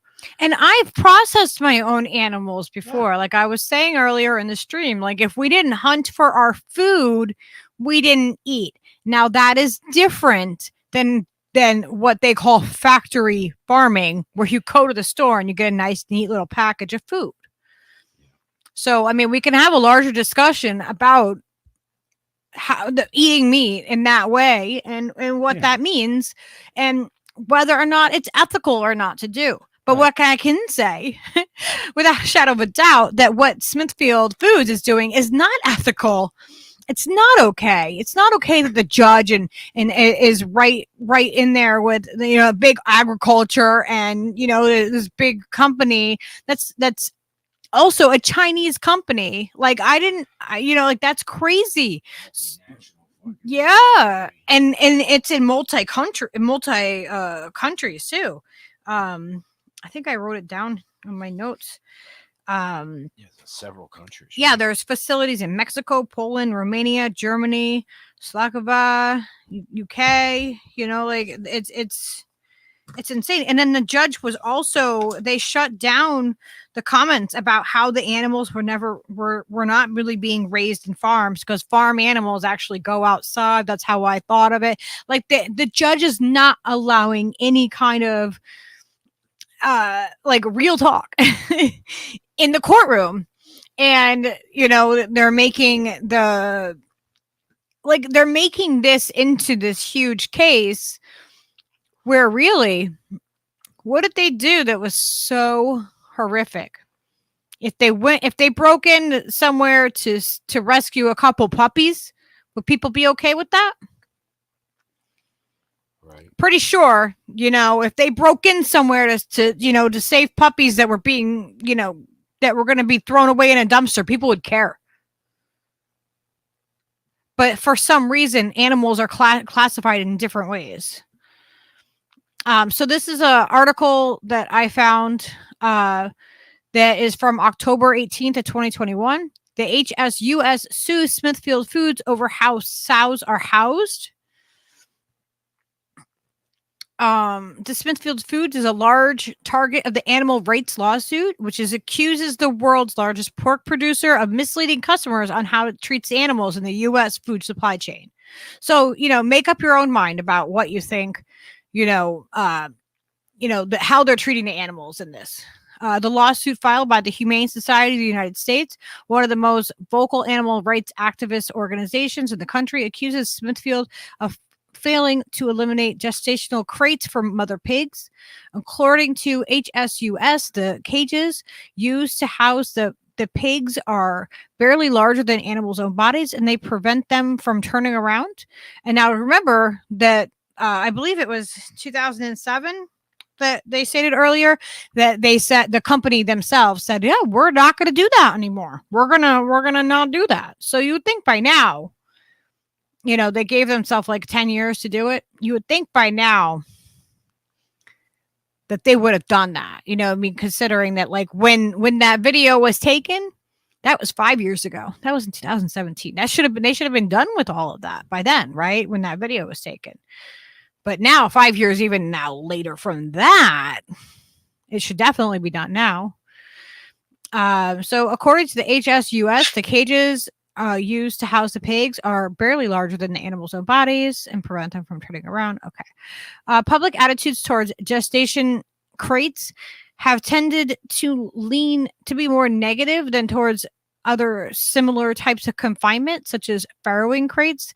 The latter crates, for example, are used in the hog industry because data shows that sows inadvertently crush more than 100 million newborn piglets each year. So the way that they're housing them, they're even killing their own little babies. And these are sentient beings.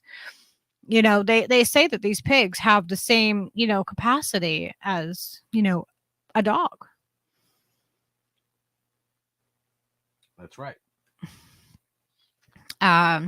So HSUS says that Smithfield never fully eliminated the gestational crates. The company said back in 2007 that HSUS is unhappy that it appears Smithfield only reduced the amount of time it requires pigs to spend inside of them. According to a screen grab from Smithfield's website, the pork producer said that it has transitioned all pregnant sows to company-owned farms to group housing systems globally.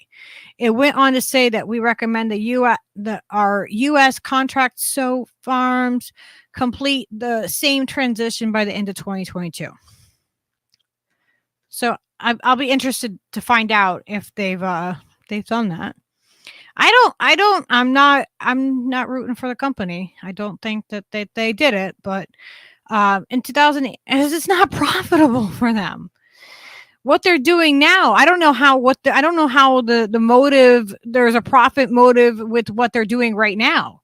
If they are more than 100 million newborn piglets are being killed each year because they're crushed, how is that profitable? You would think that it would be more profitable for them. I mean, like at least if you have to, go to them with their own, morals, their own viewpoint on it, you would think that at least it would be more profitable for them to not put them in cages where 100 million of them are being killed.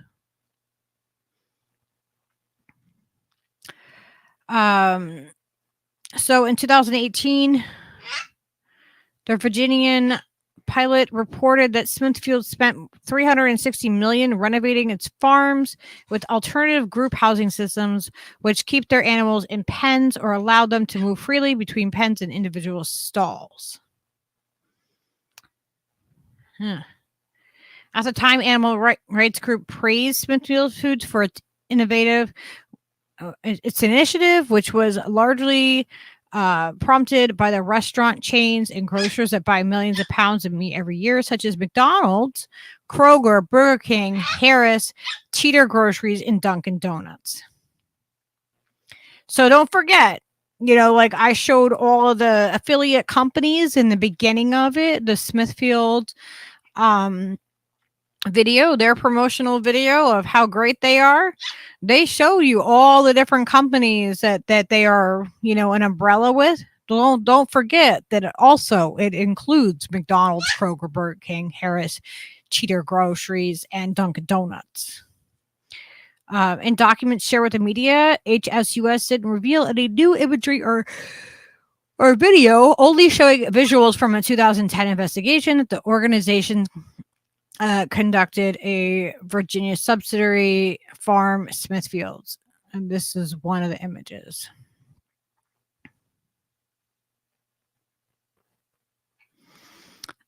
So they go on to talk about how Smithfield food misleads the public about how it treats its pigs.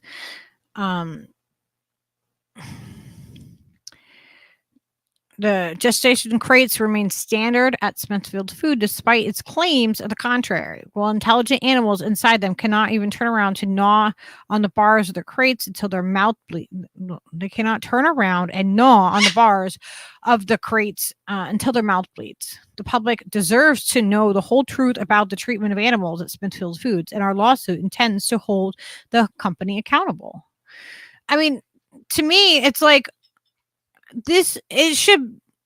how animals are taken care of and how they are raised, this should be completely transparent. You should be able to see exactly what you're getting, right? Don't you think? Sure. I mean, I think so. Make it glass. How about that? How about we make it glass? Like, would people still want to buy these products in the conditions that these animals are in?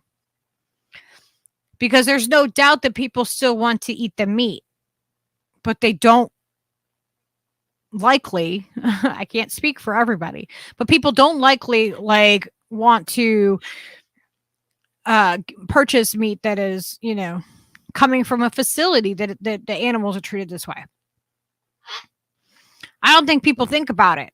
I think there's a deep disconnect between what you get at your restaurant, or what you get at the grocery store, or you get at your butcher, compared to what you get. And how do you know? What you're getting is what you're, like, do you trust these guys? I don't.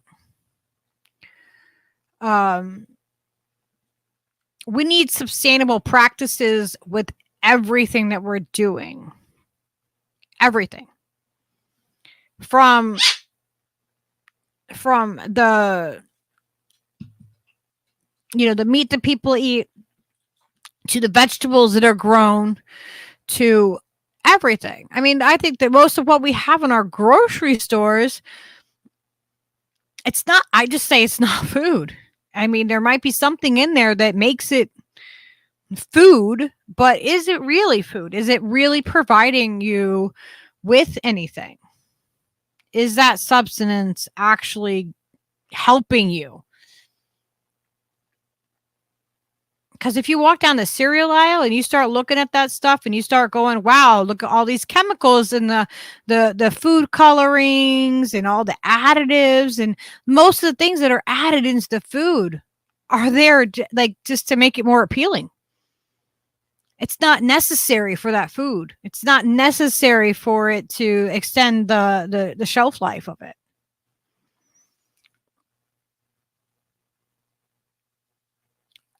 So let's see let's go back to the article here.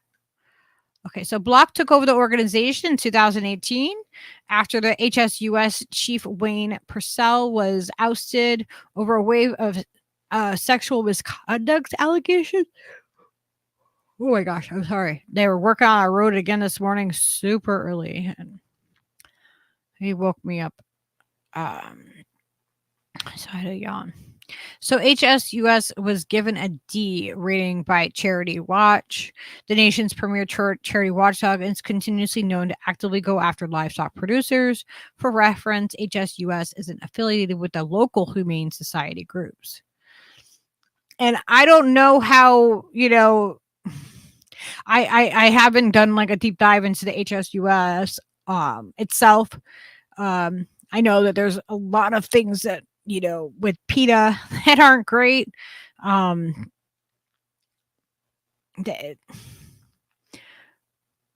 We need to all around have good practices, best practices for, for every living being on this planet.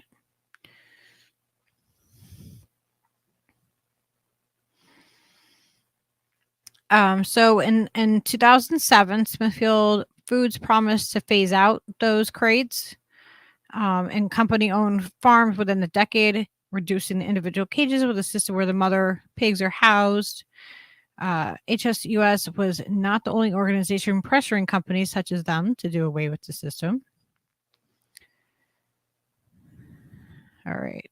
According to HSUS, Smithfield repeated claims to be eliminating its use of these cages. The organization cited, as of 2007-2008, the Corporate Social Responsibility Report explicitly claimed the company was converting into gestation stall-free production.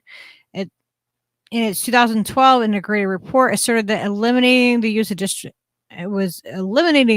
gestational crates. So they just keep saying it. Like these companies and Smithfield themselves, like they got all this praise because they said that they were going to do that.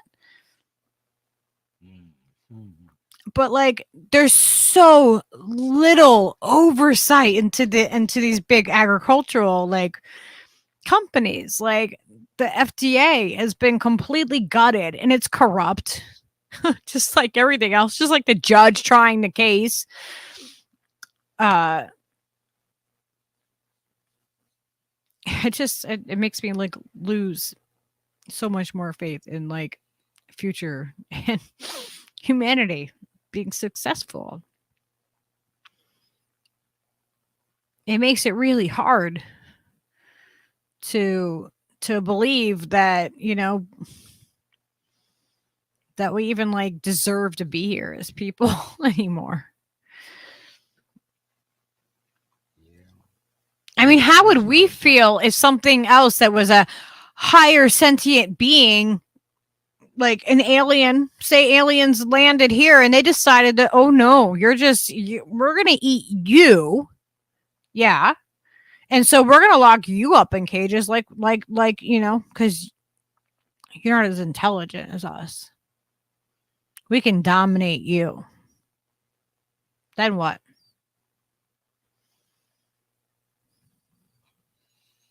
It must, all dill must not be created equal, Jenna.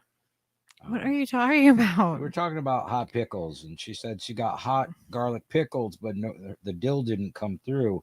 And I don't know if that's just like because it's got to stay in there for a long time, or if it's because some dill is just not as powerful as other dill, because I've done it before and had a recipe for it that worked perfect.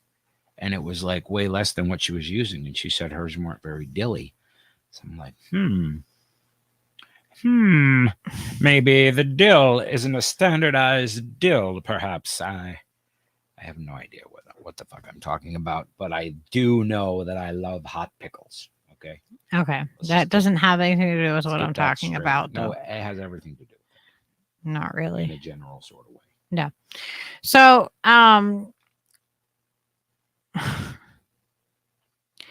in Smithfield Foods' latest sustainability report, the company claims to maintain a group housing for all pregnant sows and on company-owned farms globally. So then HSUS claims that Smithfield Foods, the group housing system, is actually a cycle of crates, confinement, and immobilizes pig for 6 weeks at a time in gestation. Crates, then they move them into pens for as little as 9 weeks, then move them into farrowing crates for 4 weeks and back into the gestation crates. So they're just repeating this, the same cycle over and over again with the animals. So I feel like this is something that we need to be paying attention to, and we need to talk about. And there's got to be there's got to be like more that we can do about this. It's depressing. Yeah. It is. It's not exactly a fucking warm, fuzzy story. It's not. Not everything's gonna be, but unless we walk towards the things that, make us cringe and we recoil back on, unless we talk about these things and we address them, then we're not going to get anywhere. And we're going to, it's just a cycle that we just keep going on and doing the same thing and doing the same thing and doing the same thing and expecting a different result.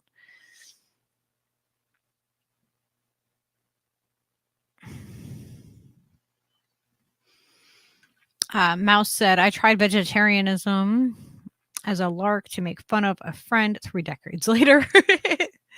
Yeah, we made the choice. Like I was never like okay with, I was aware that, that factory farming, what it was about. And I was aware of, what was happening, and I didn't like it, but I gave myself plenty of excuses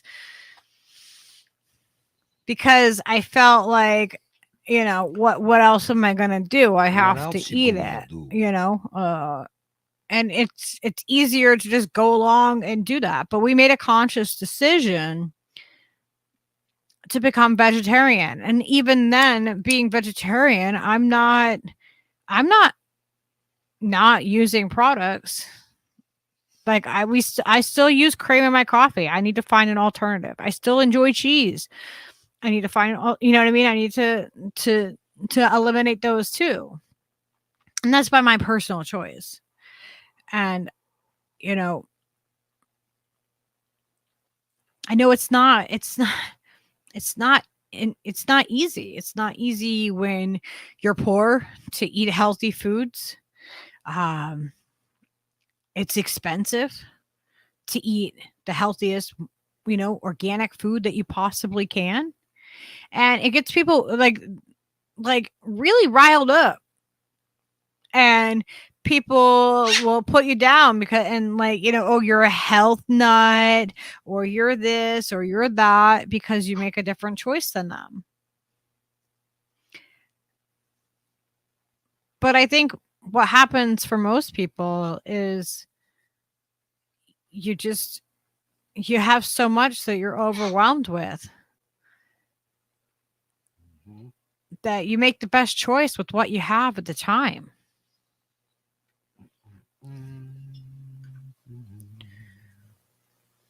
Yeah, we's a broke ass motherfuckers too. L, that is so sad. I will weep for you. I'm sorry for your anti-pickle situation. Oh, someone needs a wrench. I'm sorry. Wrench it up. I can wrench people too, I think. Yeah. Why did it do that? I think I can wrench people in here. Can you? Then why didn't you do it? I don't see anybody without one. What? I didn't see anyone without one. Well, somebody said that someone. Who is not covered one? I don't know. I can't see anybody in the chat right now that doesn't have one. Yeah. There were a few other people. Snow Leopard said.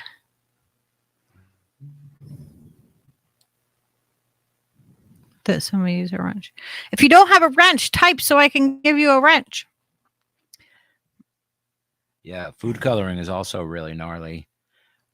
There's so many things that like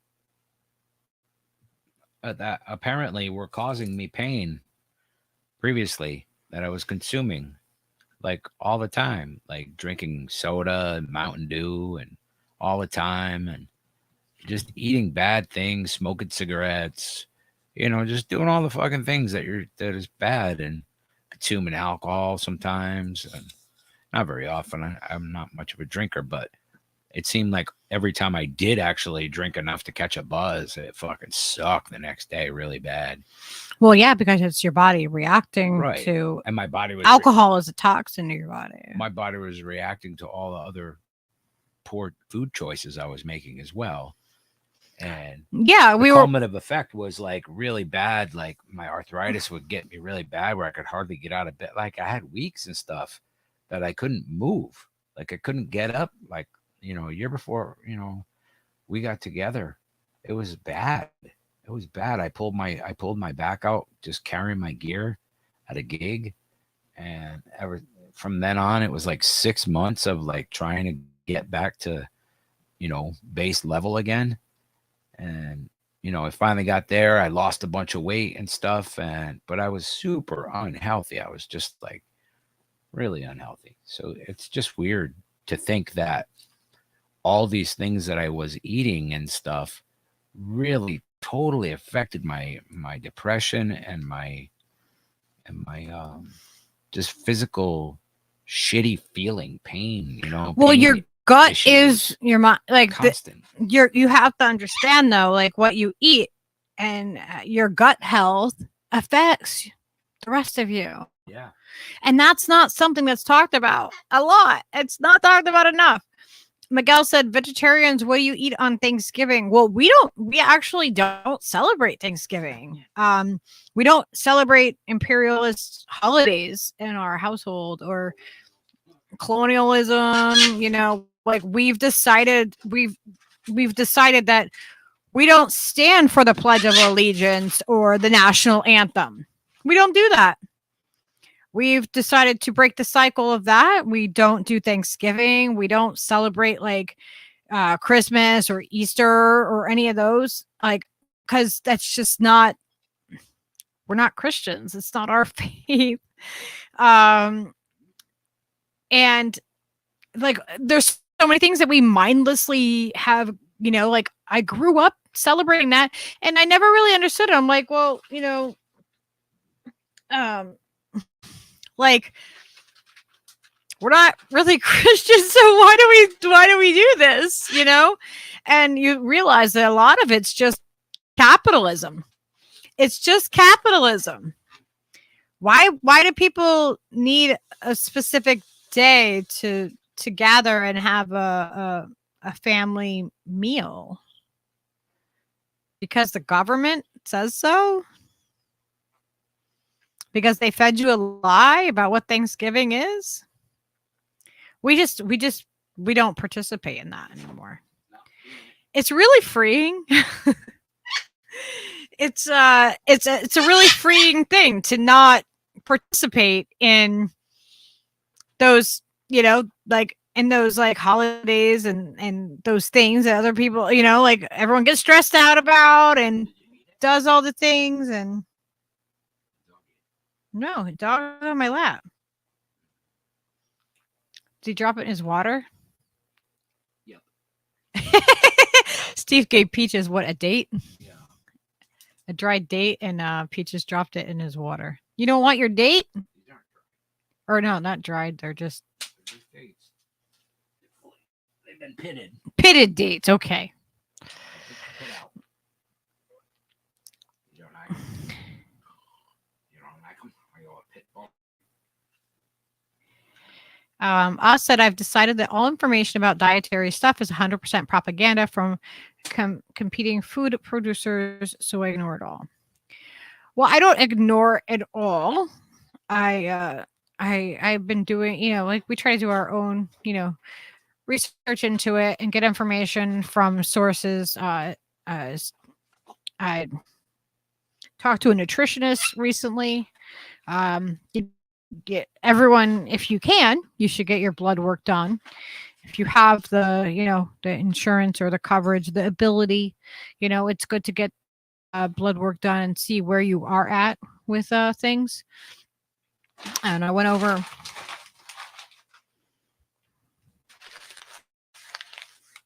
It's loud. Sorry.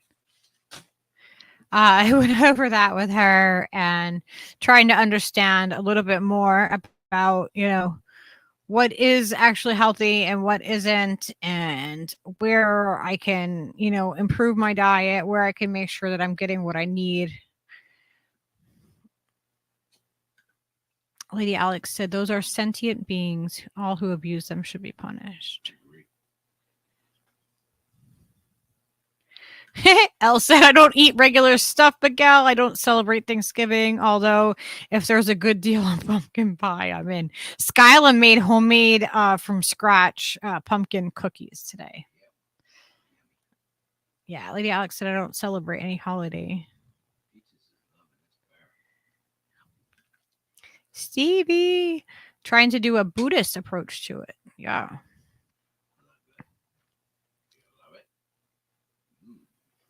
Well, I think celebrating your birthday is a much more important thing than celebrating a capitalist holiday.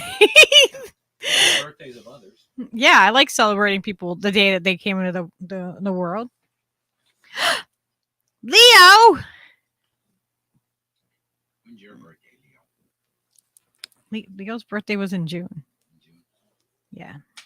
Leo was born on the day that Skyla had her 8th grade graduation. So I should.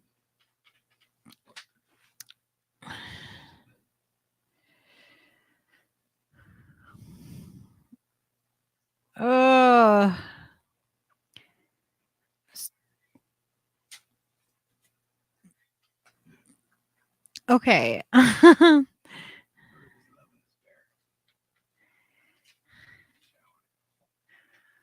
my gosh. Peaches is eating a pear with Steve.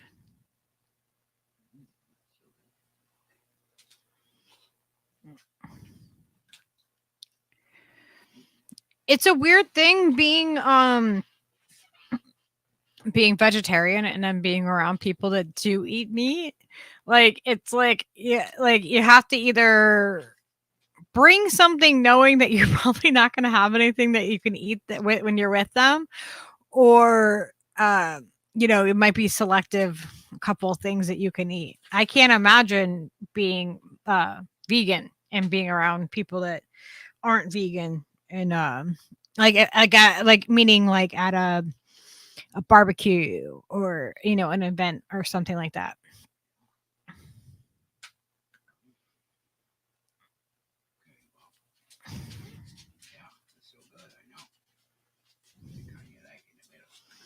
Yeah, those pigs are considered to be private property. Yep. That's how they consider that.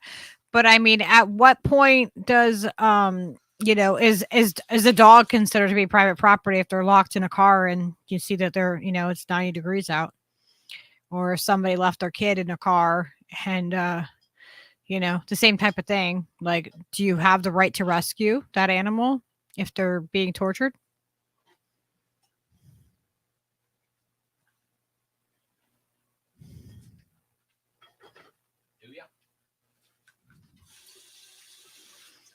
Jenna, I would love to get some recipes from you, because, you know, you seem to really have, you really eat a lot of the vegetables and stuff from the garden. I think that would be amazing to get some recipes. That would be a really good share to do for the open mic. Like, you could share your recipes if you wanted.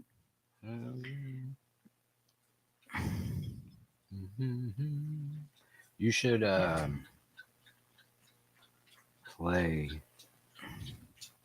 Can you see this video I just put in there?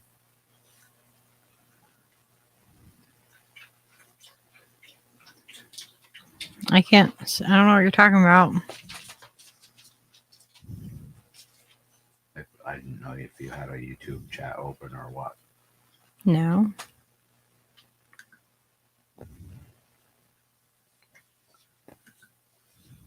It was just Peach's hit song.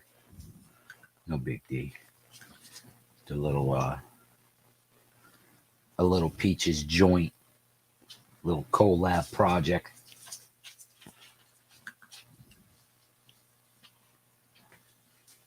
Bella's on that. Drew's on that. I'm on that. You're on that. There's a bunch of stuff going on with that.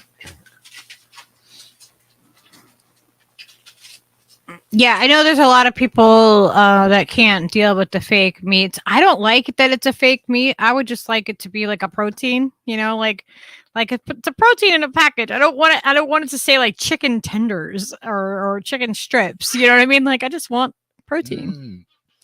Give me that chicken strip. Like, I don't want it to be a hamburger. Like, I'm not eating that.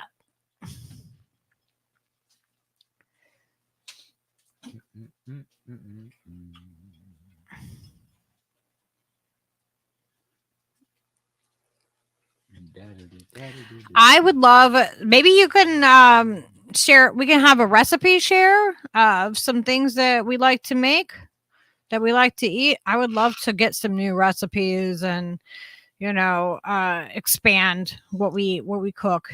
Absolutely. And all of that.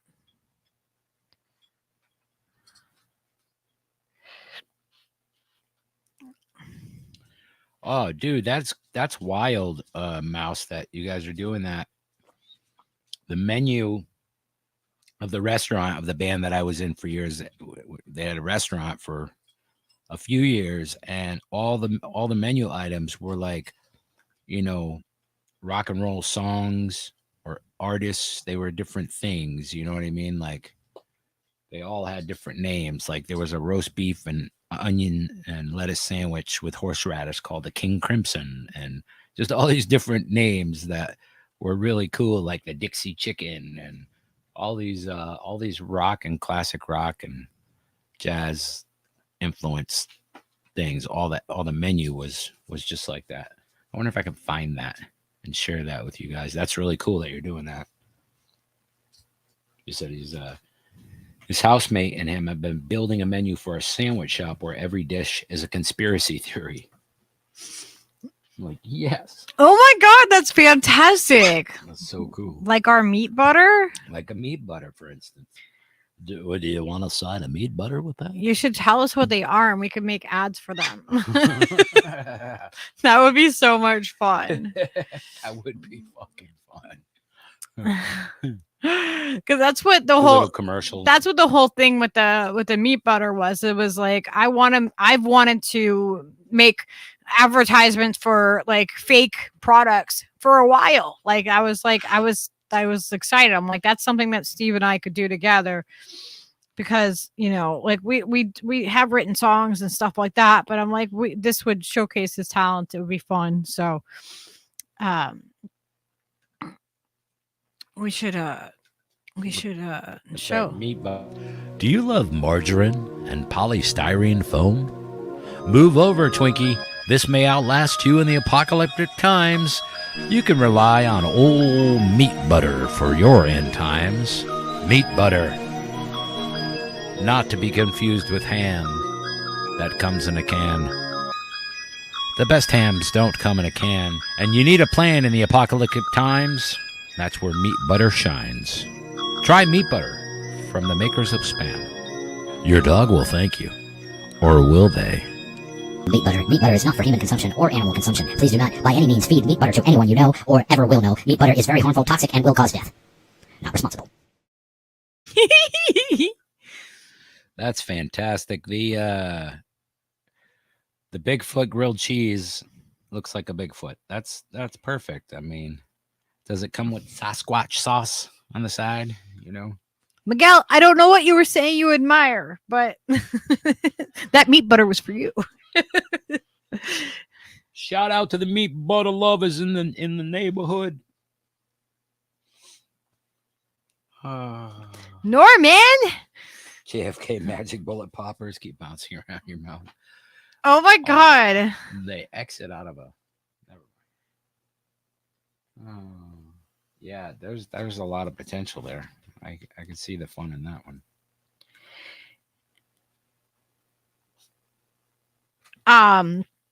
Yeah, what like it's crazy. Like I was like, what you're saying here, the gut has about a third of as many neurons as your brain. Like your brain is like your hardwired. stomach. It's like what you're eating. Like if you're taking antidepressants to treat your brain, it's going into your gut. Yeah, it's hardwired to your brain. That's Your what's gut is you know, like so when you eat healthy and you do good for yourself, your brain stays clearer, and you know. Yep, when your gut is happy. Yeah, happy gut is happy brain. Happy brain. You don't feel so miserable and full of fucking angst and fucking woe and sadness when the belly is happy. So that's just the thing. Like most people are on these friggin' drugs trying to get happy, trying to stay normal when. And we're not doctors. We're not telling people to or not to take no. their medications. Like I'm that's. just, I just want to clarify that. I'm commenting on what I see people doing. Yeah. I'm just giving a disclosure. People go to the doctor and say, "Doctor, I'm sad and I can't get out of bed and I need something to help." Or me. I have this that's wrong with me. Give me a pill. I have something that's wrong, and they give you a pill to fix it. And ultimately, that anything you eat messes with that gut health. So ultimately it can be really bad. It could be helpful. There's a possibility that could be helpful, but generally speaking, the more weird things you put in your belly, the more unhappy your belly going to be. And by default, your happiness is also, affected collaterally.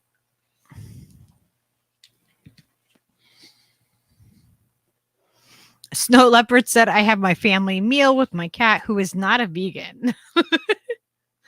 No, our animals eat, we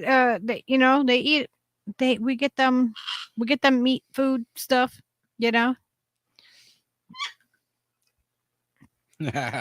Stevie's like, I was going to do a live stream in a bit, but I accidentally got higher than a giraffe.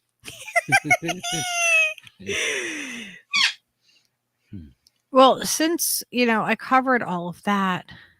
We've been inviting Norman onto the show since we've started. Norman, you have an open invitation, sir. If you'd like to come in and share some wisdom or, whatever. Yeah, Norman, you are welcome to come on. You are welcome, sir. Here is the link. Norman's like, don't threaten me with a good time. But yeah, no, we try to be inclusive. If anybody has anything to fucking talk about that, if you didn't like how we brought this subject up or what it made you feel like or whatever the fuck, you know what I mean? We're trying to just be like, how do you feel about this? This is fucking whacked.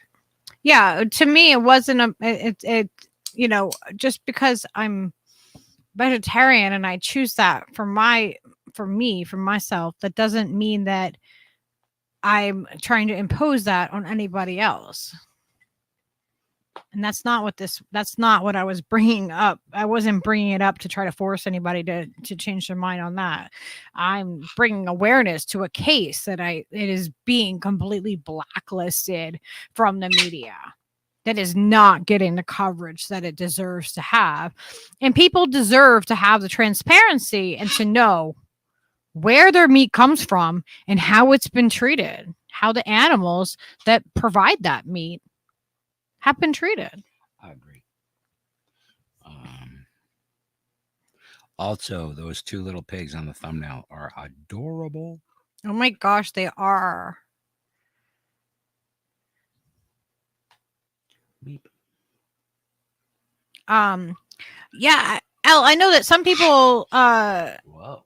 some people do feed their animals like a cranberry based diet or whatever. I'm not a vet. I don't know. You know what I mean? Like, I think that, you know, it should be healthy, whatever it is, and as long as the animal's being taken care of, that's what matters the most. I would be perfectly happy if, you know, we could just feed all the animals dates and they were perfectly healthy. Mouse. Because then I could share with them. You know, we could cut down on the cost, the overhead of date consumption. Like if everybody would just agree to eat it. But no. Why do you just like, I don't want any fucking dates, man. Whoa. He flipped upside down when Steve said that. Fucking dates get you going, huh? What are you into, figs? Figs are more expensive. They're harder to grow, man. You know how long it takes to grow a damn fig tree? Are you out of your friggin' mind? Huh? Are you out of your friggin' mind? Stevie said, I never once tried to convince anybody to not eat meat, but I was hounded constantly about how they thought I needed to eat meat. Yeah. Yeah, it's kind of weird how that works. Yeah. Like I don't want you to fucking do what I'm doing because I said it was a good idea. No, do what's best for you and what's good for your moral conscience and whatever the circumstance is, you do you. I'll do me. It's all good. But I'm definitely gonna share like injustice like this. Like these kids are fucking, you know, they saved 2 little pigs that were gonna die in a dumpster, and they got to get the whole fucking federal FBI fucking government involved with it. Like, come on, man. Really? And then just like, oh, you can't show that video that you shot inside the facility. You would think that it exposes how fucking grotesque it is. You would think that the defendants wouldn't, you know what I mean? If they were trying to, no, they're like, no, let's have this out in the open. Right. Let's have some transparency with what's happening. Let's have transparency. And the judge is like, oh no. No, I object. The opposing law. You can't even talk about what's happening. You can't say it because the judge is going to fucking hold you in contempt. And then maybe the whole case will get thrown out. They don't have to answer to anyone. But the fact is that the case is not being even spoken about enough. And I'm sure that it will be mostly, you know, ignored, and people will, you know, because people aren't comfortable with it. People that eat meat don't want to talk about that stuff. People that don't eat meat don't want to talk about it. No, it's not like a sexy subject. It's not like, oh yeah, I'm so excited to bring this to you. It's like, no, this is something that I feel like I have to, out of my own conscience, bring awareness to because it's being ignored. Because they're trying to set an example and they're trying to silence people that are doing the right thing. Yeah, it's just another form of being a political prisoner of some form, you know? Yeah. I mean, they went after sanctuaries.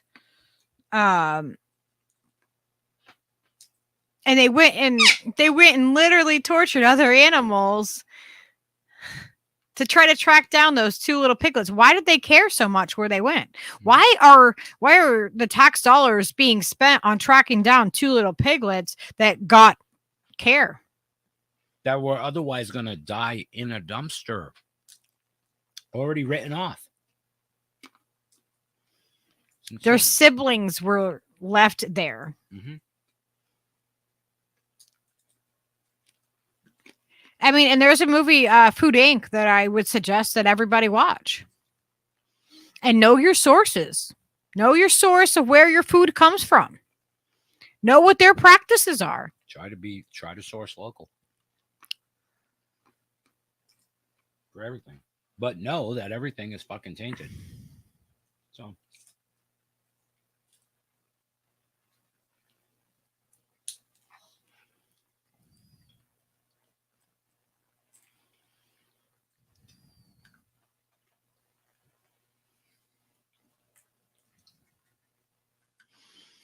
Elle said, my mother hounded me for years about eating fake meat, and I had to admit she was right and cut it out.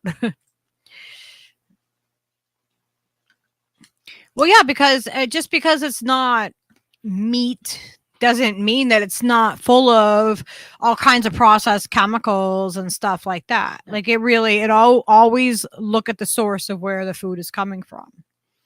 That is one of the biggest things. Yeah, because all the fake meat things are usually just full of saturated fats that like trick your mouth into thinking it's like meat, you know? Well, it's processed and processed and processed so much.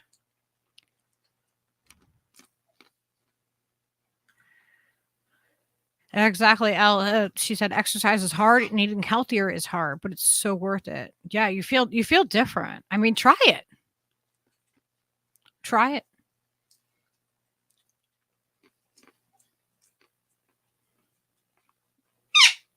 Oh, peaches. Really?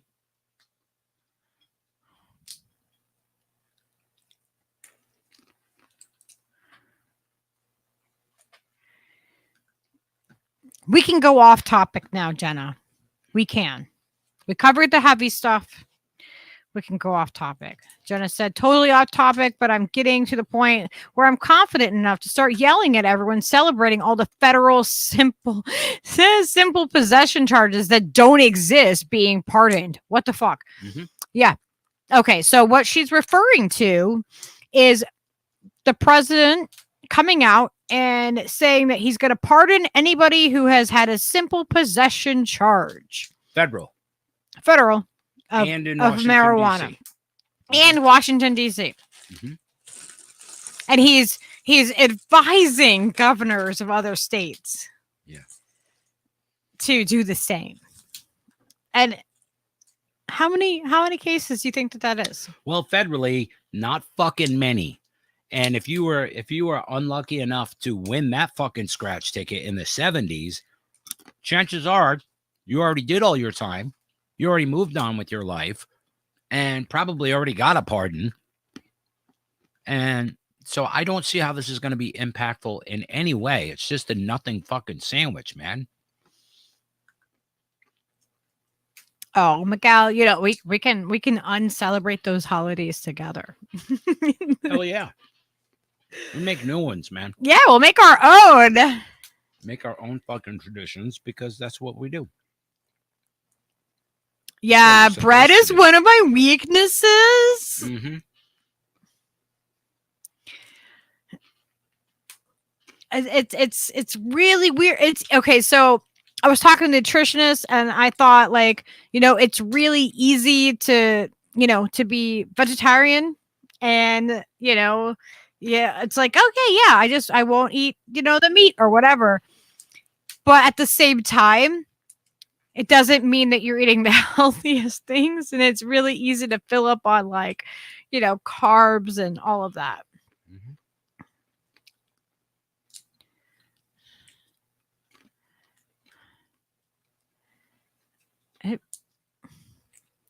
Hello.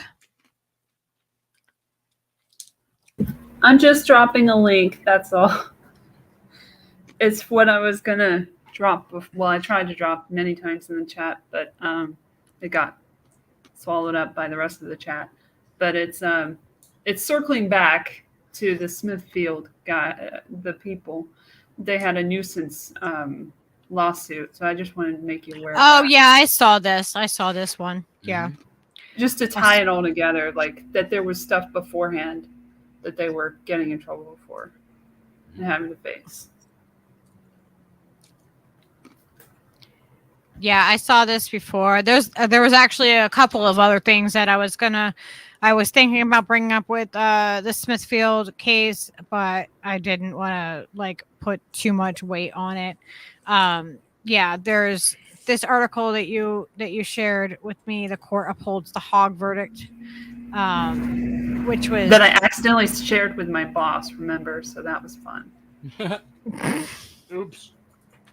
Never mind these pigs. The highlight of my night was me accidentally putting my boss's email address instead of my own for an article that I was going to pass on to someone else that I was just trying to get a link for on my computer. These are not the pigs. And then having to go back and forward it again in order to type out, I accidentally sent this to you. Apologies. Please delete both this and original email and forget.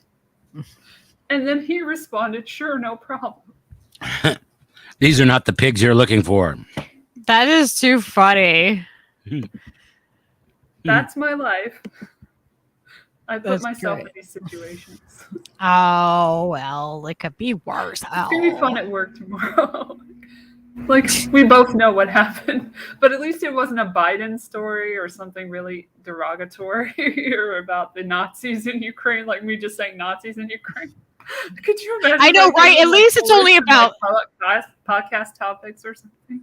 I mean, at least it's about Smithfield pigs. I mean, maybe we'll give them some awareness. It's so weird because it said H in the subject, and I don't even know.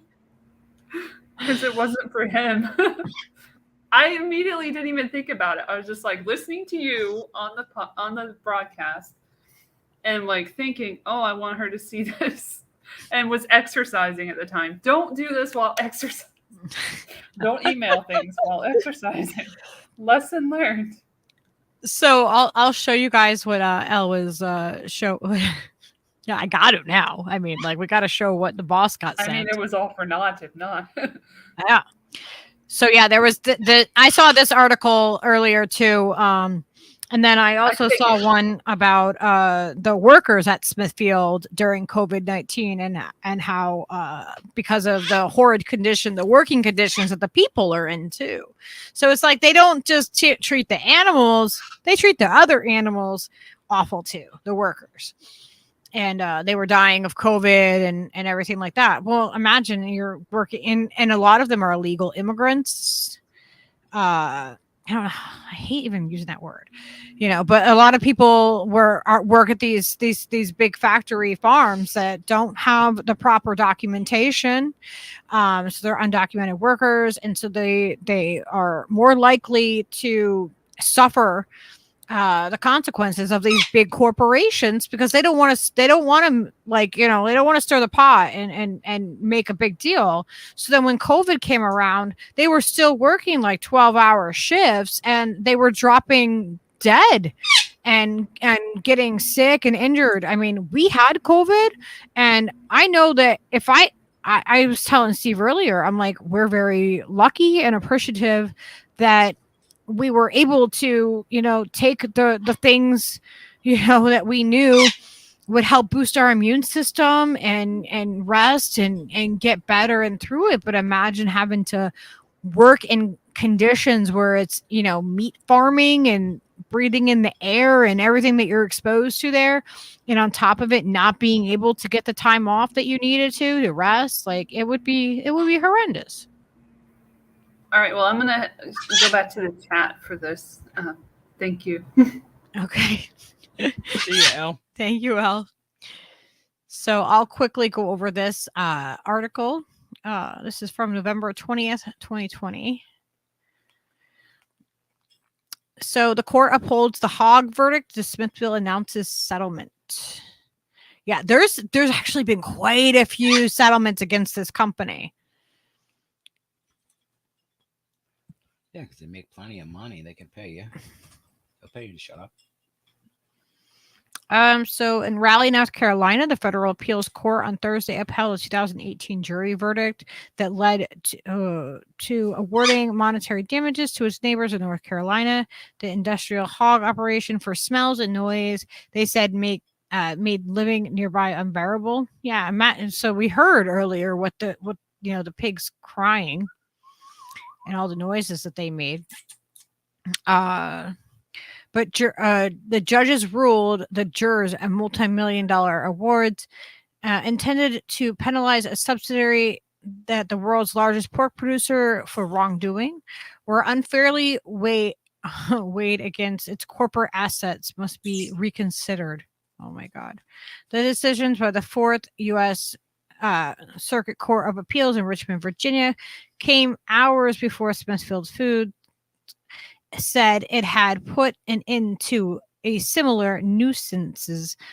Oh my God. See, I'm tired. Nuance cases filed in North Carolina, residents either already on appeal that went against the company or had gone to trial. We have resolved these cases through a settlement that will take into account the decision of the court. Smithfield Foods Chief Administrative Officer Kira Lombardo said in a statement the company won't disclose financial terms.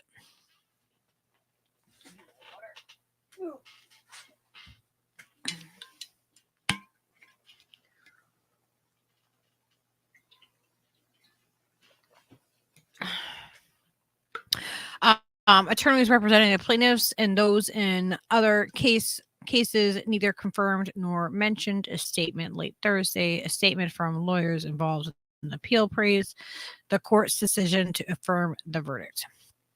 The case ruled upon Thursday by the appeals panel was the first that went to trial among dozens of lawsuits filed, more than 500 neighbors complaining about hog operations. 5 that went to trial were against Smithfield, leading to hundreds of millions of dollars in punitive damages, which were later reduced because of the state law capping such awards. Well, the lawsuit still resulted in $94 million in damages. More recent verdicts led to much lower compensation. Of course. It's always in favor of the corporations. The majority of the 3-judge panel rejected Thursday the arguments of attorneys from Murphy Brown LLC that a new trial should be ordered. Murphy Brown is a subsidiary of Smithfield, which is owned by Hong Kong-based WH Group Limited.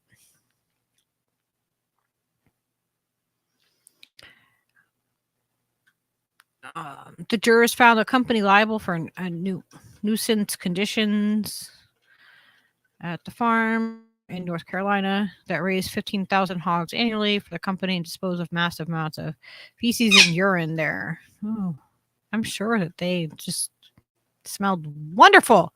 They said putrid smells coming from the open-air hog waste lagoons. Yeah. That alleged that Smithfield Food refused to spend money on technology that could address these problems. Yikes. So, let's see. They declared Murphy Brown interfered with the enjoyment of this resident's property. The 10 neighbors received a total of $750,000 in compensation plus $50 million in damages, designed to punish Smithfield and WH Group. North Carolina state law forced U.S. District Judge Earl Britt to cut the punitive damages to $2.5 million. Jeez. Dang. $50 million We're to old. 2.5. Murphy Brown. Murphy Brown. I remember Murphy Brown. Get the frick out of here, huh? Murphy Brown. For Christ's sake, what's her name? Candace something or other? Candace Owens. Candace Owens? No. No. Candace. I don't know. Is it Candace? I don't know. What the fuck's I that believe lady's it name? was. It was Candace something. Candace something or other, right? Come on, help me out. Help him, because I'm trying to read this article, Steve. Candace Bergen. Thank you, L. Lombardo said the lawsuits were part of a conditioned effort by plaintiffs' attorneys and their allies aimed at dismantling our safe, reliable, and modern system of food production. She said in the middle of the coronavirus pandemic, it's better to focus on producing good food instead of returning to ongoing and distracting litigation. Yeah, it's a distraction. Mm-hmm. Now, Candace Okay, Bergman's Steve, mom. no. What? I'm still reading this article. Okay. Writing the prevailing opinion, U.S. Circuit Judge Stephanie Thacker rejected several arguments from Smithfield lawyers and has said the Brit erred, including whether the issue of punitive damages should have been put to the jury.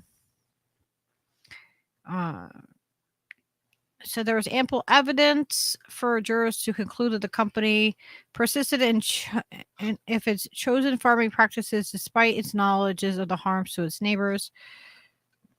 She mentioned piles of hog carcasses and dumpsters by the farm, extensive summer spraying of hog waste from lagoons onto fields, and trucks running at all hours.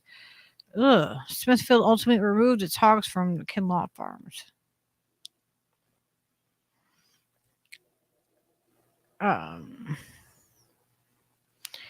They said it interfered with their clients' ability to live comfortably within their homes.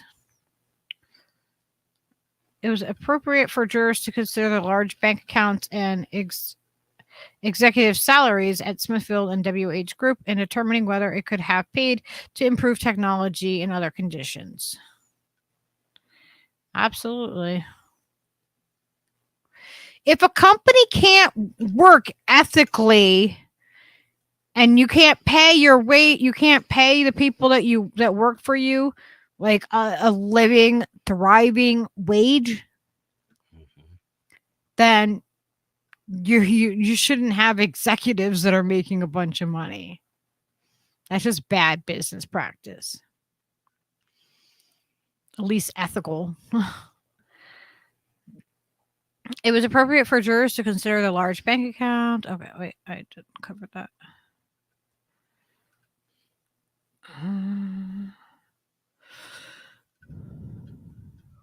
They haven't changed the dominant method of hog waste disposal since intensive hog operations multiplied in North Carolina in the 1980s and 90s. The practice involves housing thousands of hogs together, flushing their waste into holding pits, and allowing bacteria to break down the material, which is ultimately sprayed into fields.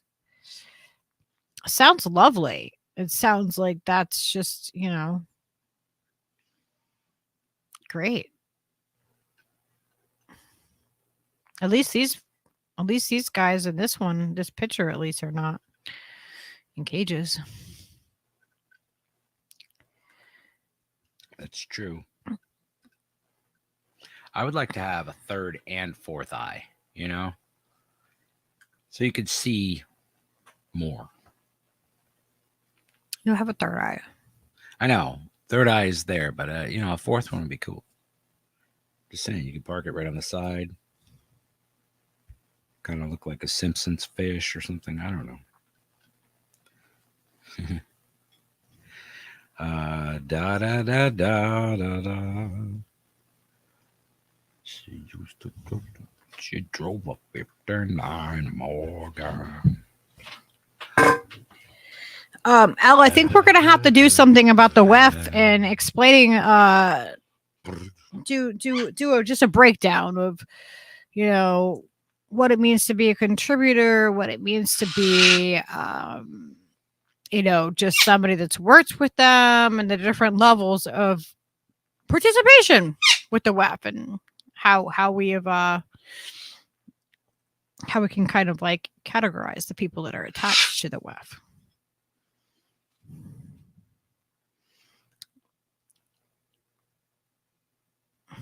Okay, let me see.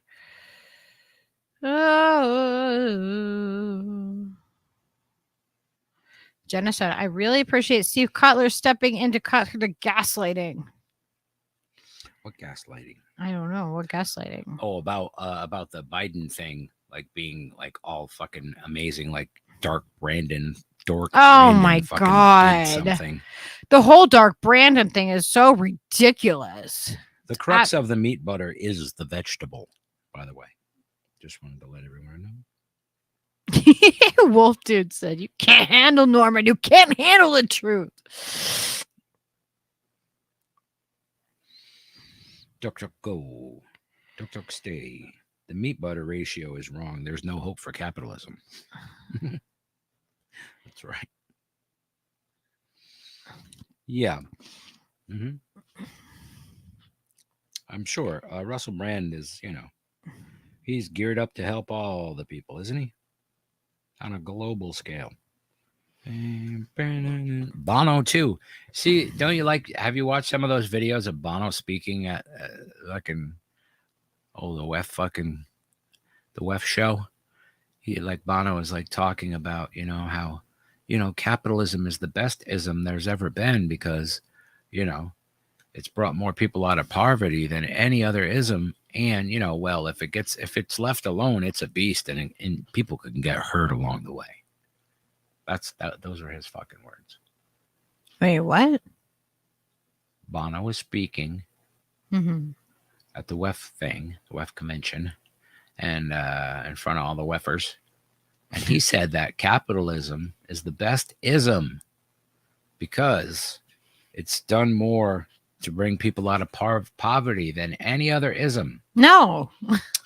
Listen, that's what he said. And he also said that capitalism, is a beast if left unchecked, and people can get hurt along the way.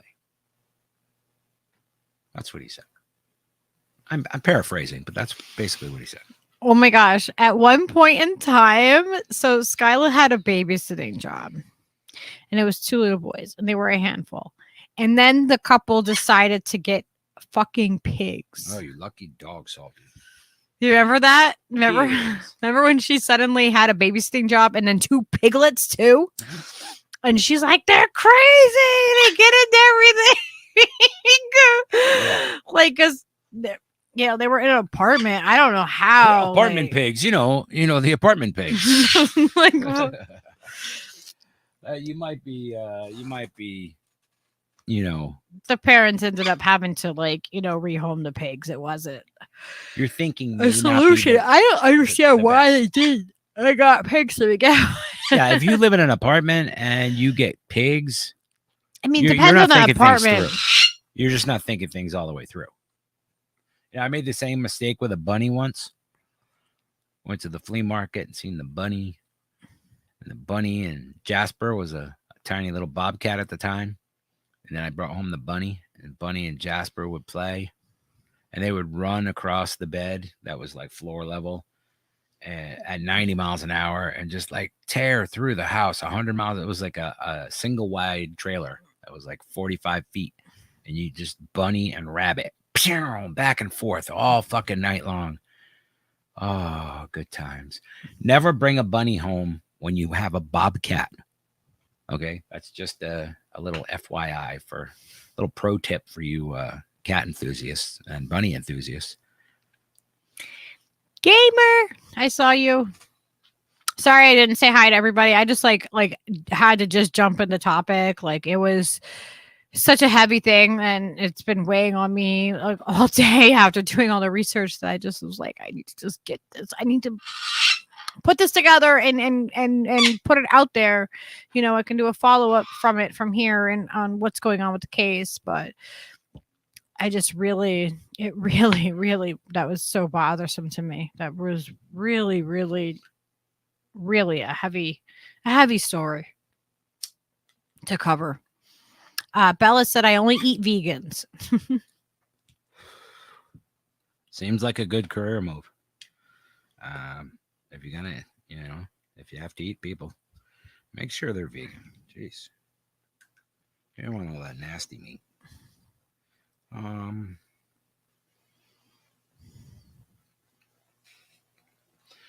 Yeah, that was well done for such a over the top fucking nutty thing to have to even talk about. Yeah, it's a real thing that's happening, and those activists are, the one gentleman is defending himself, Wayne. He's defending himself and representing himself in court. That's got to be insane to be going up against a judge that's declining everything that you're trying to talk about. He's not trying to speak untruthful things. He's trying to tell the truth. And yet, no, you can't They're like, you can't talk that way. How? What? You can't show your video that proves your fucking innocence. You can't show the video that proves that you did this crime and what you did, because we don't want the people to see, and we're going to have a private jury pool.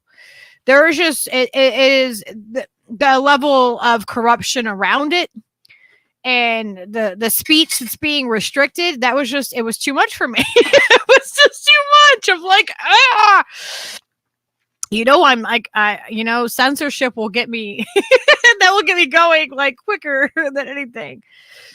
But, I think that the reason why I get, so easily triggered by it is that I grew up in a household where I was told I was to be seen and not heard. And I got my fucking ass handed to me. I got my ass beat for fucking speaking up or doing my thing. And, and I never conformed to that either. I'm just not a conformist. I don't, I don't go there.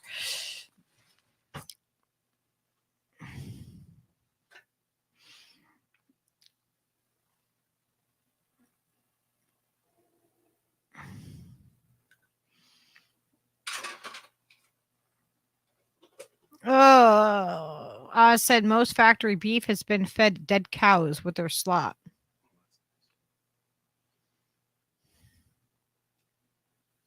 Yeah, maybe that's why they have to give them so many antibiotics. Well, I mean, think about why would they have to give so many antibiotics to these animals? Because they're in such horrid conditions, and then that's not good for them. It's not good for us. It's all around. It's not a good situation that's happening. Oz Whistle says, I had bunnies once, but the surgery fixed all that. I had bunnies. They were actually going to be meat bunnies that were rescued by this lady. Meat bunnies, brought to you in part by Meat Butter. And we rescued them, and we took them on. We took 3 of them. It was Willie and Winston, and they were the black and white. They looked like little cows. They were so cute. They were such big bunnies. They were so adorable. Giant meat bunnies. And then the third one was named Stephanie. And the child had named her Stephanie, and she was albino. She was white with the pink eyes. But they were funny. They had cages, individual cages that they would be in, and I would take them out and I would put them in a play yard area, and in the yard and stuff. And we had ducks. This was when Skylar was little, and they would always stomp their feet really hard. On a lighter note, if you were stuck in jail with Kurt Metzger and Seth Rogen, how long before somebody dies? Oh my God. You'll know precisely when it happens, because it'll be right in the middle of a Seth Rogen laugh. It'll be right in the middle of those chuckles. Oh my God. I love Kurt. He's funny, but I don't know how long I would be able to tolerate him in real life. Because I'm not going to hold back. What you see is what you get, if he was annoying me or being an asshole, I'd be like, dude, you're being a fucking asshole. I've done that. I've met somebody and told them within 10 minutes of meeting them that they're an asshole. I mean, and we were friends in the end. And he's like, I respect you more for telling me that. I will be honest with you. It's just my thing.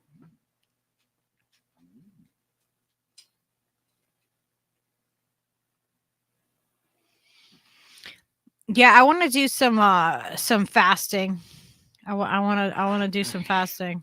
I'd love to fast with you, but I get so darn hungry. Yeah, Roger was on Rogan. I saw that. I saved that little episodium. Oh, really? Yeah, I'm sure that'll be frustrating. Sweetie, you want to say hi? But I'm interested. Do you guys want to see a rare occurrence? If somebody was like, hey, you're an asshole, chances are that Kurt Metzger would absolutely know. He'd be like, yeah, I know I'm an asshole. I know I'm being an asshole. This is Skylar's part kitty. Of my bit. This is Sweetie. And see how she's got one orange paw, another one's brown. Well, her sister, we had her sister, and she was an orange kitty. And Sweetie would be messing with us from under the couch or under something, and like she would stick her paws out, and I would never know if it was Sweetie or Henna. Oh, she just likes that tortilla roll, that flour tortilla. It's so good.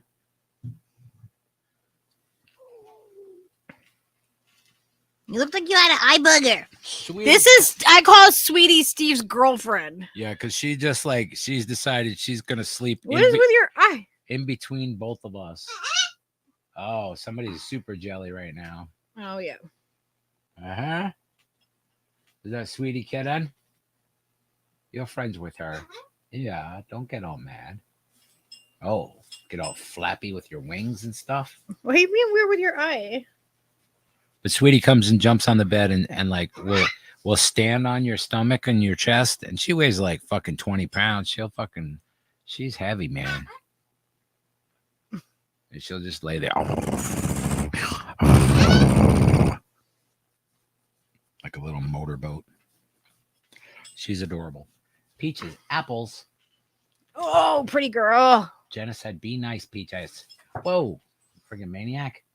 Don't do that. You just totally psyched me out. Thought you were going for it, bro. Okay, I'll let you go. Okay. Okay, Peaches. She's not a holding cat. Like, she doesn't want you to hold her.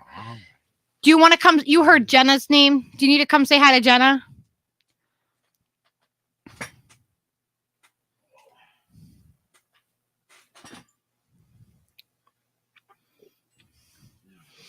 Somebody's been so good.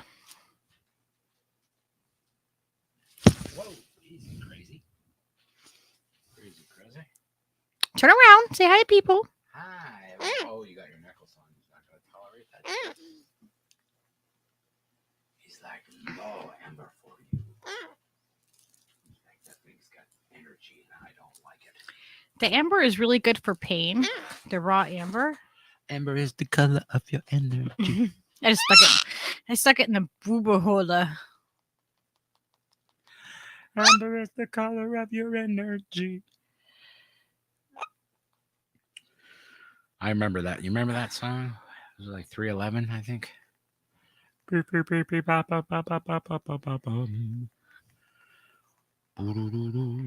I got to do another like music thing, music show kind of thing, because I found all this weird music that's really awesome. All these different people who haven't got famous yet that I want to turn people on to. 311. Yeah, I seen them live too at Bonnaroo. I seen them live too at Bonnaroo. How about you? Yeah, they were pretty cool. I didn't know like most of their music, but I was definitely down with the vibe they were putting down. It was really rocking at times and really, really funky, super reggae dubbed out kind of trippy shit for a while.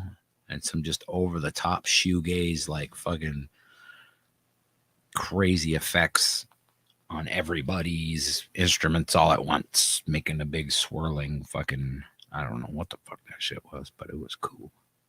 I enjoyed it.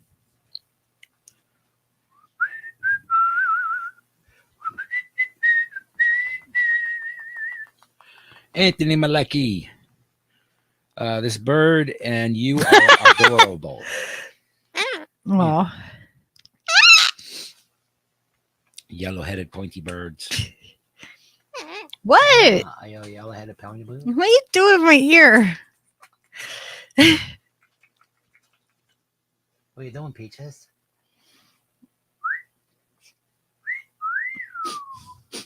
Look at that crest. Woo! So big.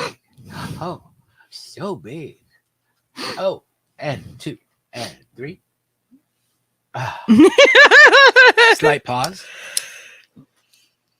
Have you guys all seen Peach's shorts that I've been making? He has a lot of fun doing them. Him and Everett had a whole conversation today. I have no idea what they were saying to each other. Yeah. What were you telling Everett? Baby. No, that's not nice. Too loud. That's too, yeah. Ooh. It's too loud, man. Reset the burb. Hey, who bumped up the volume now? Oh, is that your Everett? Jingle, jingle. You might have to bring the kitty over. Kitty cat. Oh, you trying to get into a fight with Sweetie? Hi, Emily. Good to see you. Everett. Why are you being a jerk face? Everett. Oh.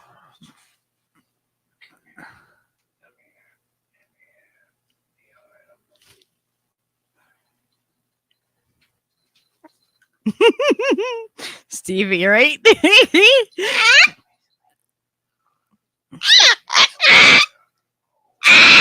Okay. Hey. You can't pick up the cat and not bring him over here. Now he's all mad.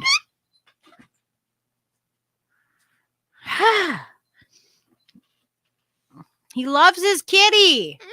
Yeah. Until he bites his face off.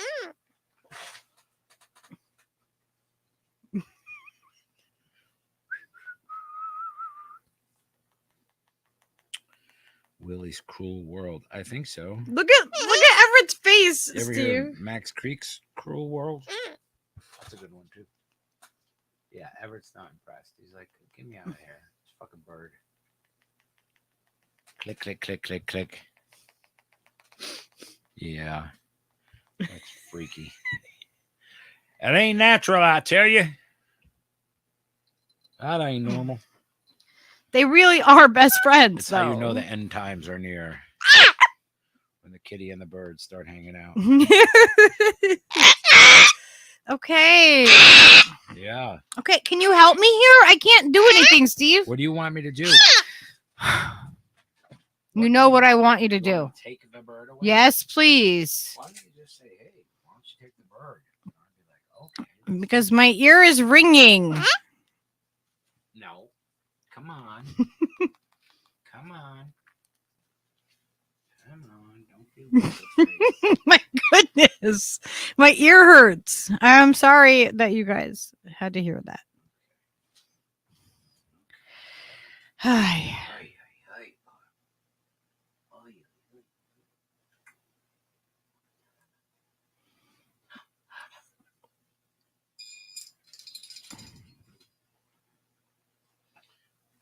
Boy.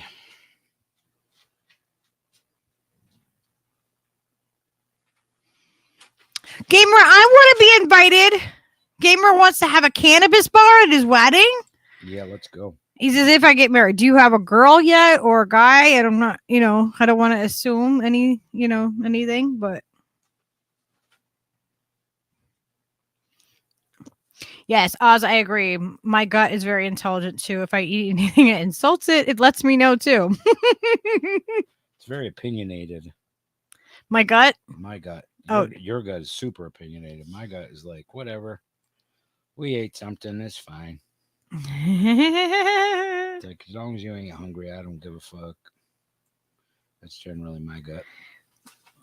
Good night, Wolf Dude. I know I'm like way far behind. You probably already have gone on. Okay, Steve. Yeah. Oh, what are you doing, man? The cat's getting into something. He's helping himself to my pretzel chips. Don't start eating those, please. They're really loud. Oh. I wasn't going to eat them. I was just taking them from the cat, who apparently thought they were treats. All right. I'm gonna catch up on this chat. Can I have my bowl?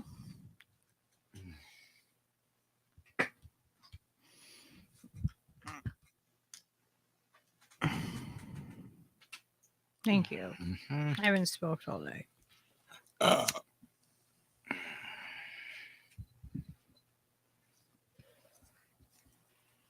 That cat's, the blind cat's looking for a treat.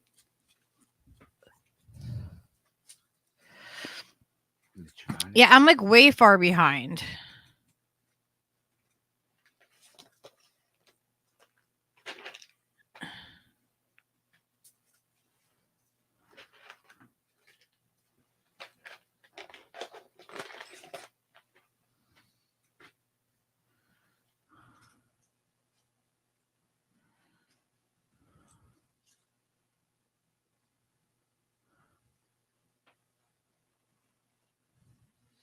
She doesn't even chew them.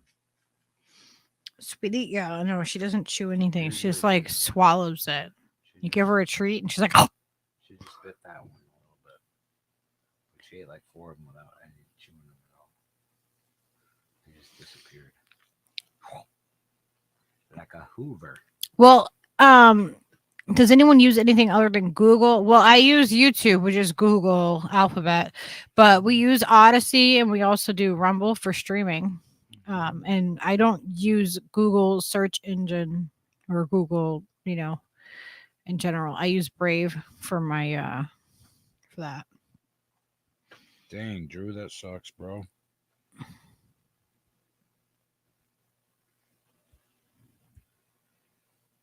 Our sympathies. That's sucky. What?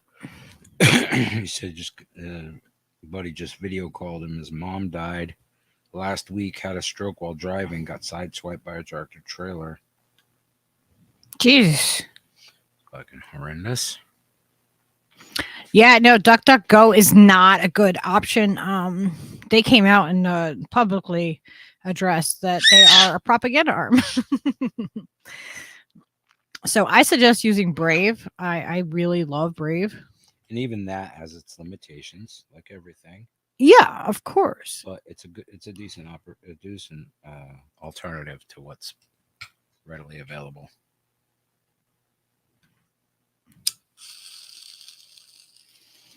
Oh, salty. I'm so jelly of that. I don't have like any weed. 15 flavors. Yeah, it's that time of year in California. Yeah. That's why we need to live west. Yeah, I can barely live right now in the east. So, you know, sure. You gotta do whatever. Do a thing. Because I love to fucking grow pot. And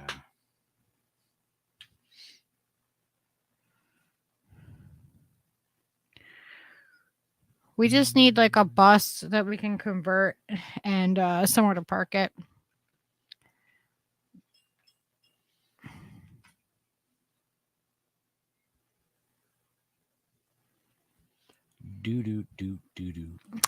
Hi, Anthony. You wanted to say hi to Anthony too? You were saying hi to Anthony? Yeah, he did. Did you hear that, Anthony? Peaches even gave you like an extra little like, hey. Like, hey.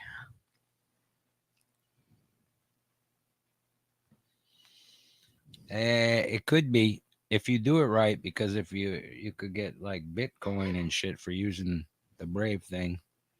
It gives you money. I didn't There's connect lots it of different that way. opportunities to like generate, virtual money anyway. I don't know how that goes, but I do know that there are people that like do that.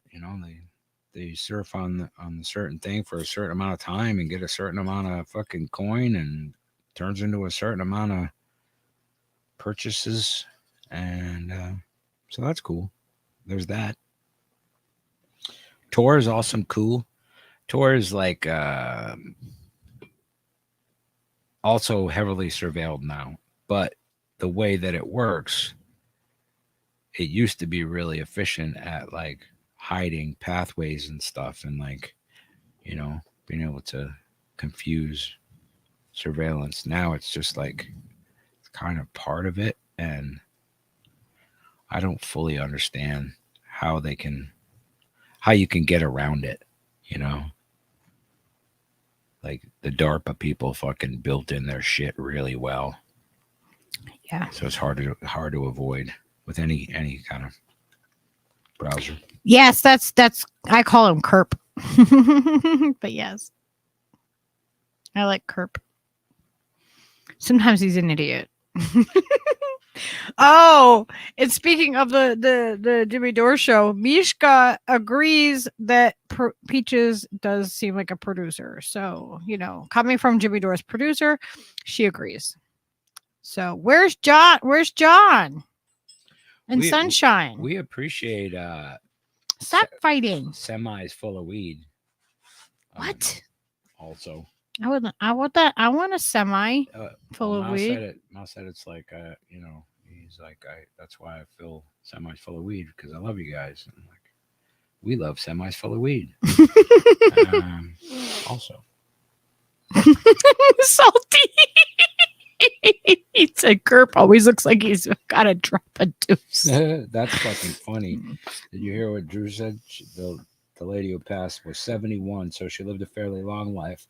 But he said he cleaned up the house and she had $1,300 in her pocket and a Russian switchblade. He said, was my mom dealing drugs? Holy shit. She was just a bad bitch. Keep that fucking switchblade in your handy, you know? That's just somebody who's prepared. I don't think that's... No, she's not related to Everett. Sweetie's much older. Not necessarily related to drugs per se. Yeah, money's not always, you know, related to. But that's to a drugs. really funny statement. And you should all, if you're ever cleaning out an older person's home like that, and you think that they might have had cash and that they didn't use banks, you should always check the backs of pictures and in the books, because that's where a lot of times they would store money there. That's what I was gonna say. Mouse was like, if you use VPN and you do it into the Tor browser. And search for things that way and do things that way, it's pretty efficient at fucking masking who you are and what you're doing. At least as good as you can, you know, without being like a computer math expert or whatever. What do you call them? Computer scientists, majors that know how to do all the majors and the minors. They go to the first, they start at the minors and they work their way up to the majors. They bat 1,000 at programming and stuff. I don't know. I'm mixing up my metaphors. Mixed metaphor. Jenna, I'm gonna have to send you some of those the yellow headed pointies, because I have them. I saved them.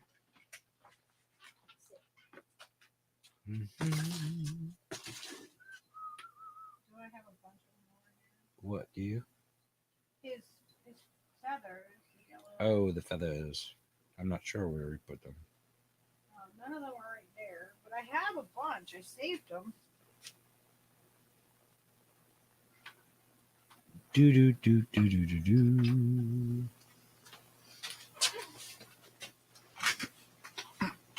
I have to figure out where I put them, but yeah, I save all of his crest feathers that come out.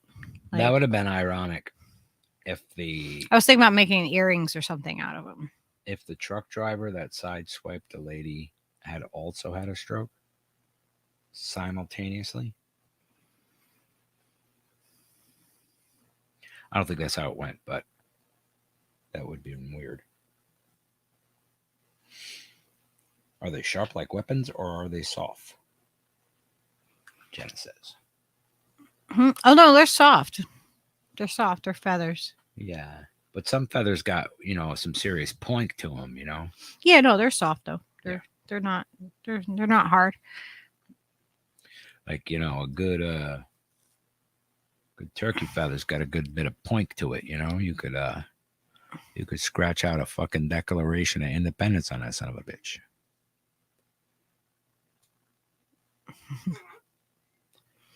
Peaches is being majestic. Yes, he was being majestic and sweet. He can be. He can be a really sweet boy. Yeah. Oh, is that your Everett? Yeah. Well, are you going to say, hey, Everett? He hasn't said it in forever. He used to say, hey, Everett. Hey, Everett. Like, yeah. Hey, Everett. Where's Everett? Oh, you're going to laugh at us? I don't know if you guys can hear him. He's laughing at us. Oh, right.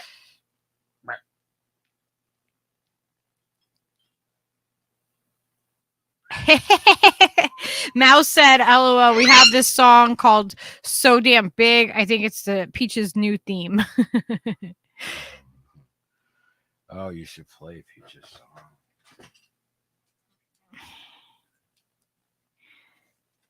But no.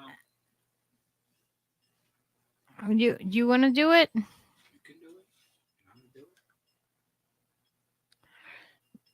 it. Well, gamer, they better have they need approval from the fam. Okay, no. He said I'm not even dating. All right. Well, it would be a she. There will be a Miss Gamer. Are you trying to chaperone Gamer right now? I'm not trying to chaperone him. I just, I gotta get along with his lady friend.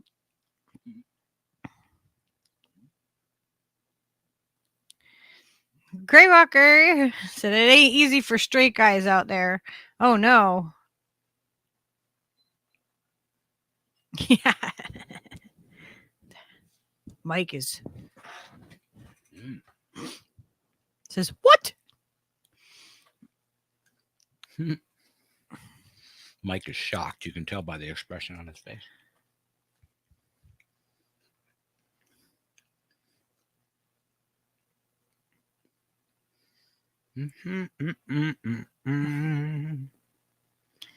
Holy crap, you're approaching 700 subscribers. I am. 700.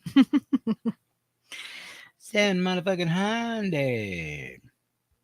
Yeah, that's pretty impressive to me because I'm a guy. I got like 309, probably 308 by now because a couple hours have passed, and I'm sure I've pissed off somebody on Twitter or something. Well, my numbers go up and down too.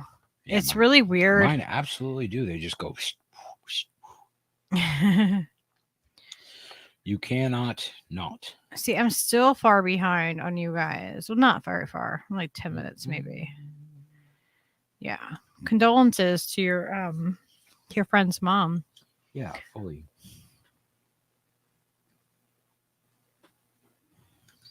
Ooh.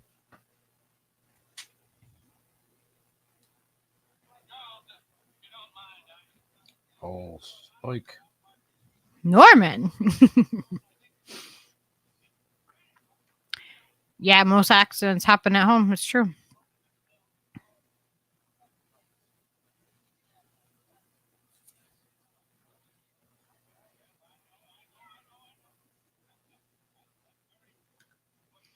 Mouse said, if I switch to Brave, does watching RBN count as a part-time job?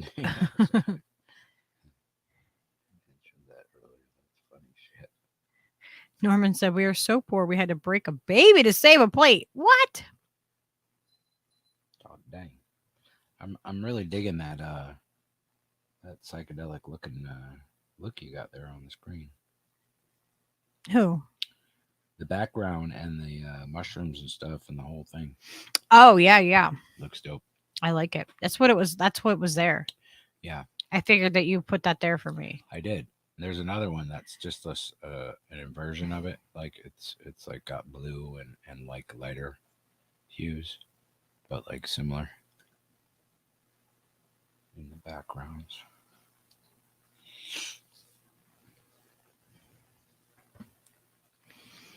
So sometimes we don't like somebody because it's just they're it's a clash of personality. But yeah, I agree, Grey Walker. It's a good thing to, if you're liking or disliking somebody without a reason, it's a sign of indoctrination in every case. It can be, yeah.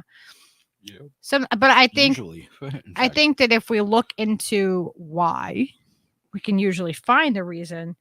We might not be aware of it right off the top of our head. Sometimes people just give you that feeling, and you're like, I just don't. Something's not right. Like you have that gut instinct. So it's something to just be aware of. It doesn't necessarily mean that it's true. Yeah, and it doesn't necessarily mean that you won't change your mind at some point. It's like when you meet somebody for the first time and you see them and maybe they do something and they come off just sounding arrogant or they're like an asshole, and you're like, you're a fucking asshole. Some sort of way, you know what I mean? It makes you feel like, that person's a fucking dick. And then you get to know that person and realize, well, that person was just being a dick that day. That person isn't always a dick, you know? Yeah. And that's the way you have every situation is nuanced that way with every person in every fucking encounter. So I don't know, if you keep it in your mind like that, I don't usually conflict with people very often because of that. Because I'm not trying to be a dick. If I come off sounding like a dick, sorry, fuck you. But I wasn't trying to be a dick. You know? Well, yeah, and you never know like what somebody's just going through on that particular But day. chances are, I might be in the mood where I'm just gonna fucking be an obstinate dick. And Sometimes Steve is just an ass. Sometimes I'm just a dick, and that's, you know, I'm okay with that because I try not to do it. I do try to impede the urge to be a dickhead sometimes. You know? I try. Not always successful.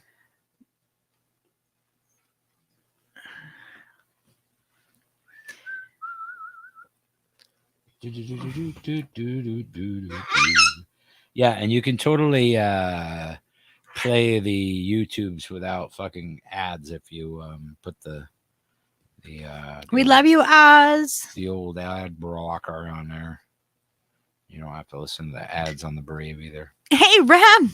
Which is nice. How are you? Hey, Rem. Seen that guy in a minute. Apple. He is not an apple. Don't you say that. Okay, fine.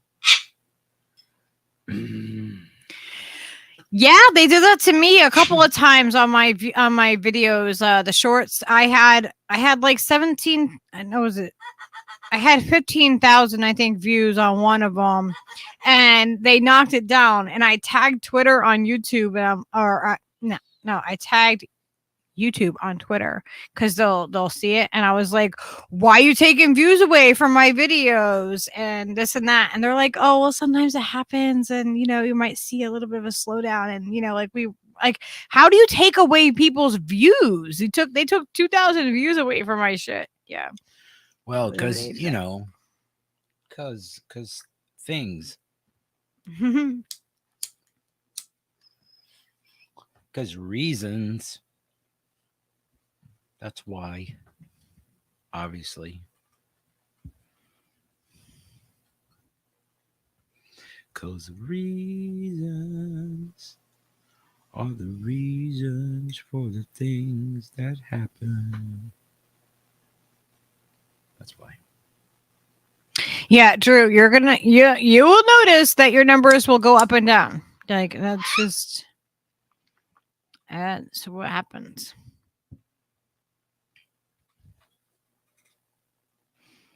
Giggly burb.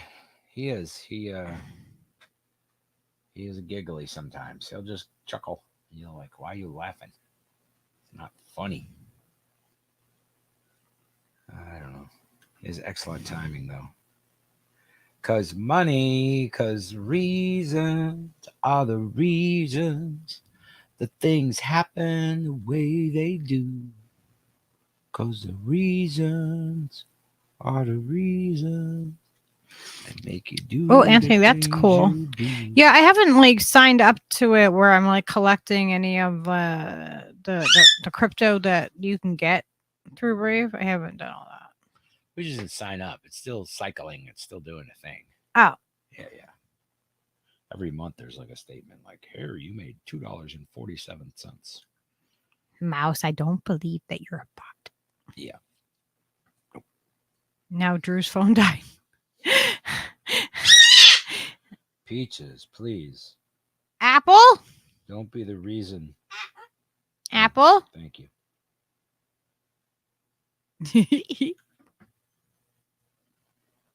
Apples are the reasons. Yeah, my Apple phone stays charged a lot longer and better than the Android phone. What? Go start. What are you talking about? Math isn't real? Nope. It's all fake.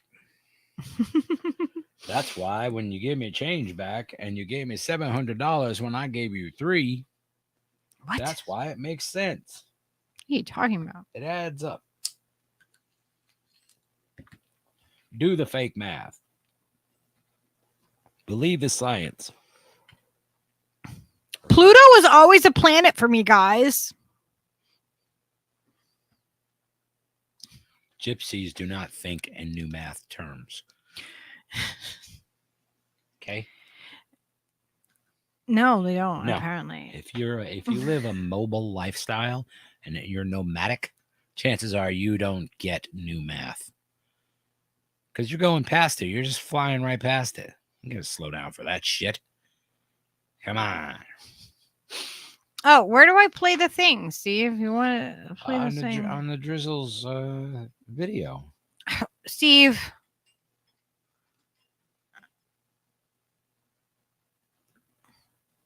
Why are you talking to me with a scolding tone right now? Because I don't know what that means. What are you talking about? On Drew's YouTube, there is the video of the song. You could just play it from there.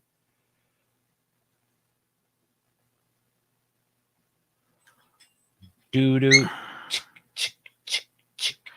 I thought, where's the one that we made? That's the one.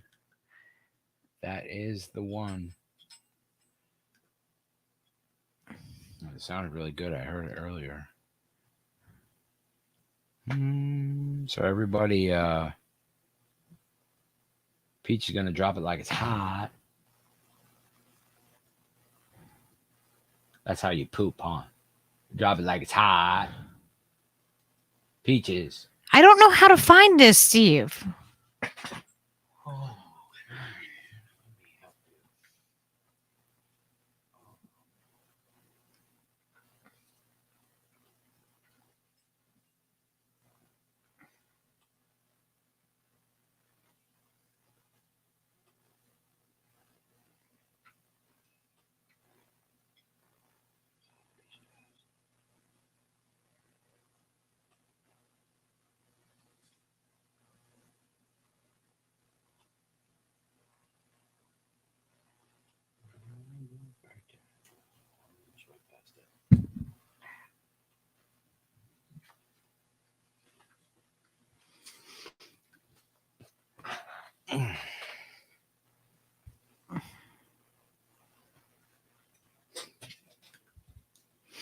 All right, I'm gonna play this, and then we're gonna go out for the evening.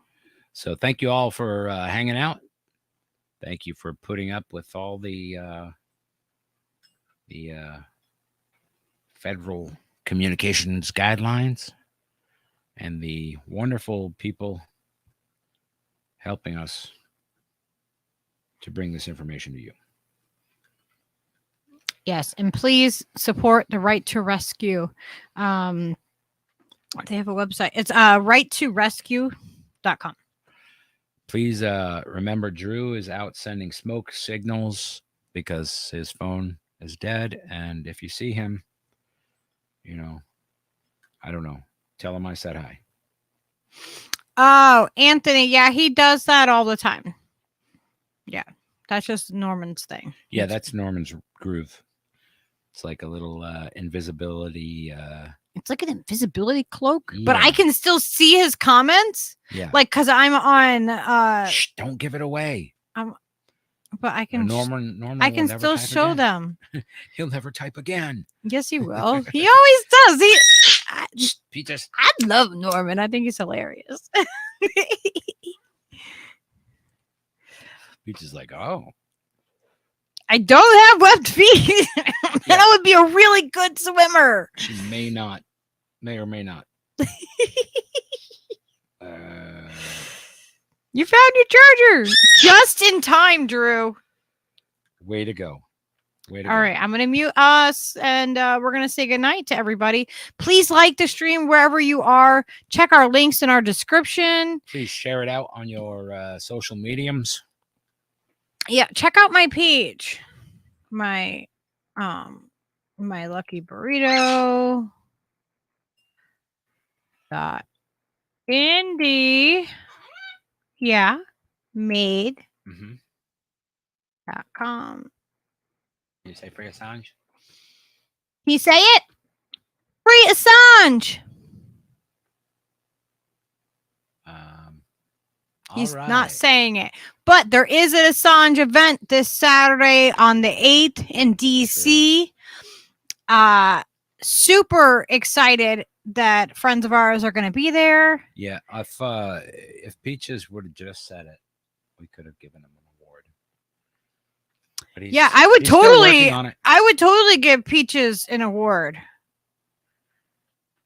Yeah, everybody get in the street for Julian. Fucking hold up a sign. Oh, Do something. Let's make people fucking take notice because this is bullshit. Not unlike the two little piglet guys, you know, fucking they don't fucking deserve this shit, man, for exposing fucked up stuff that should not put you in fucking jail or in harm's way. Yes, right to rescue.com. We need to stick together in that mindset. And I'm gonna put that in the show notes. And with that, we bid you a fond farewell, and we love you. All right, I'm going to mute us. We'll see you tomorrow. Love you. Namaste, fam.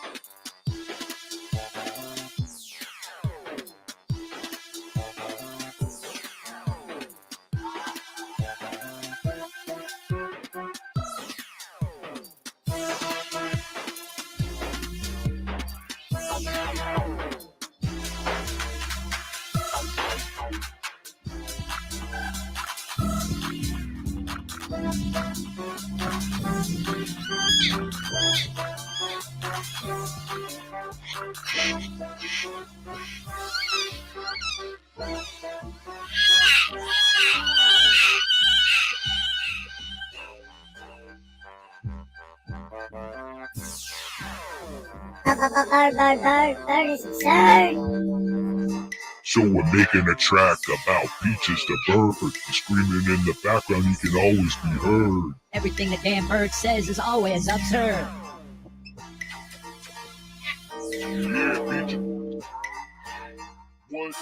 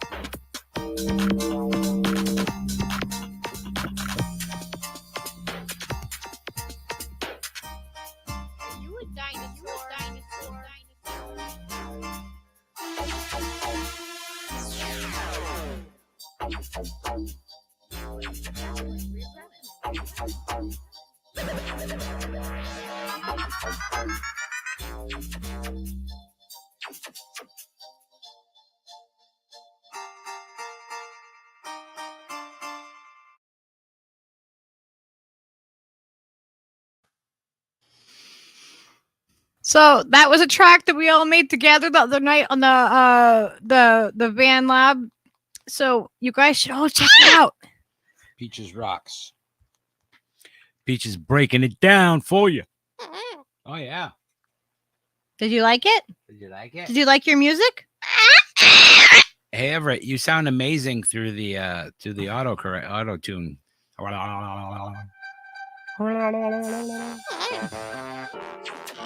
Oh yeah. Okay, we're looping.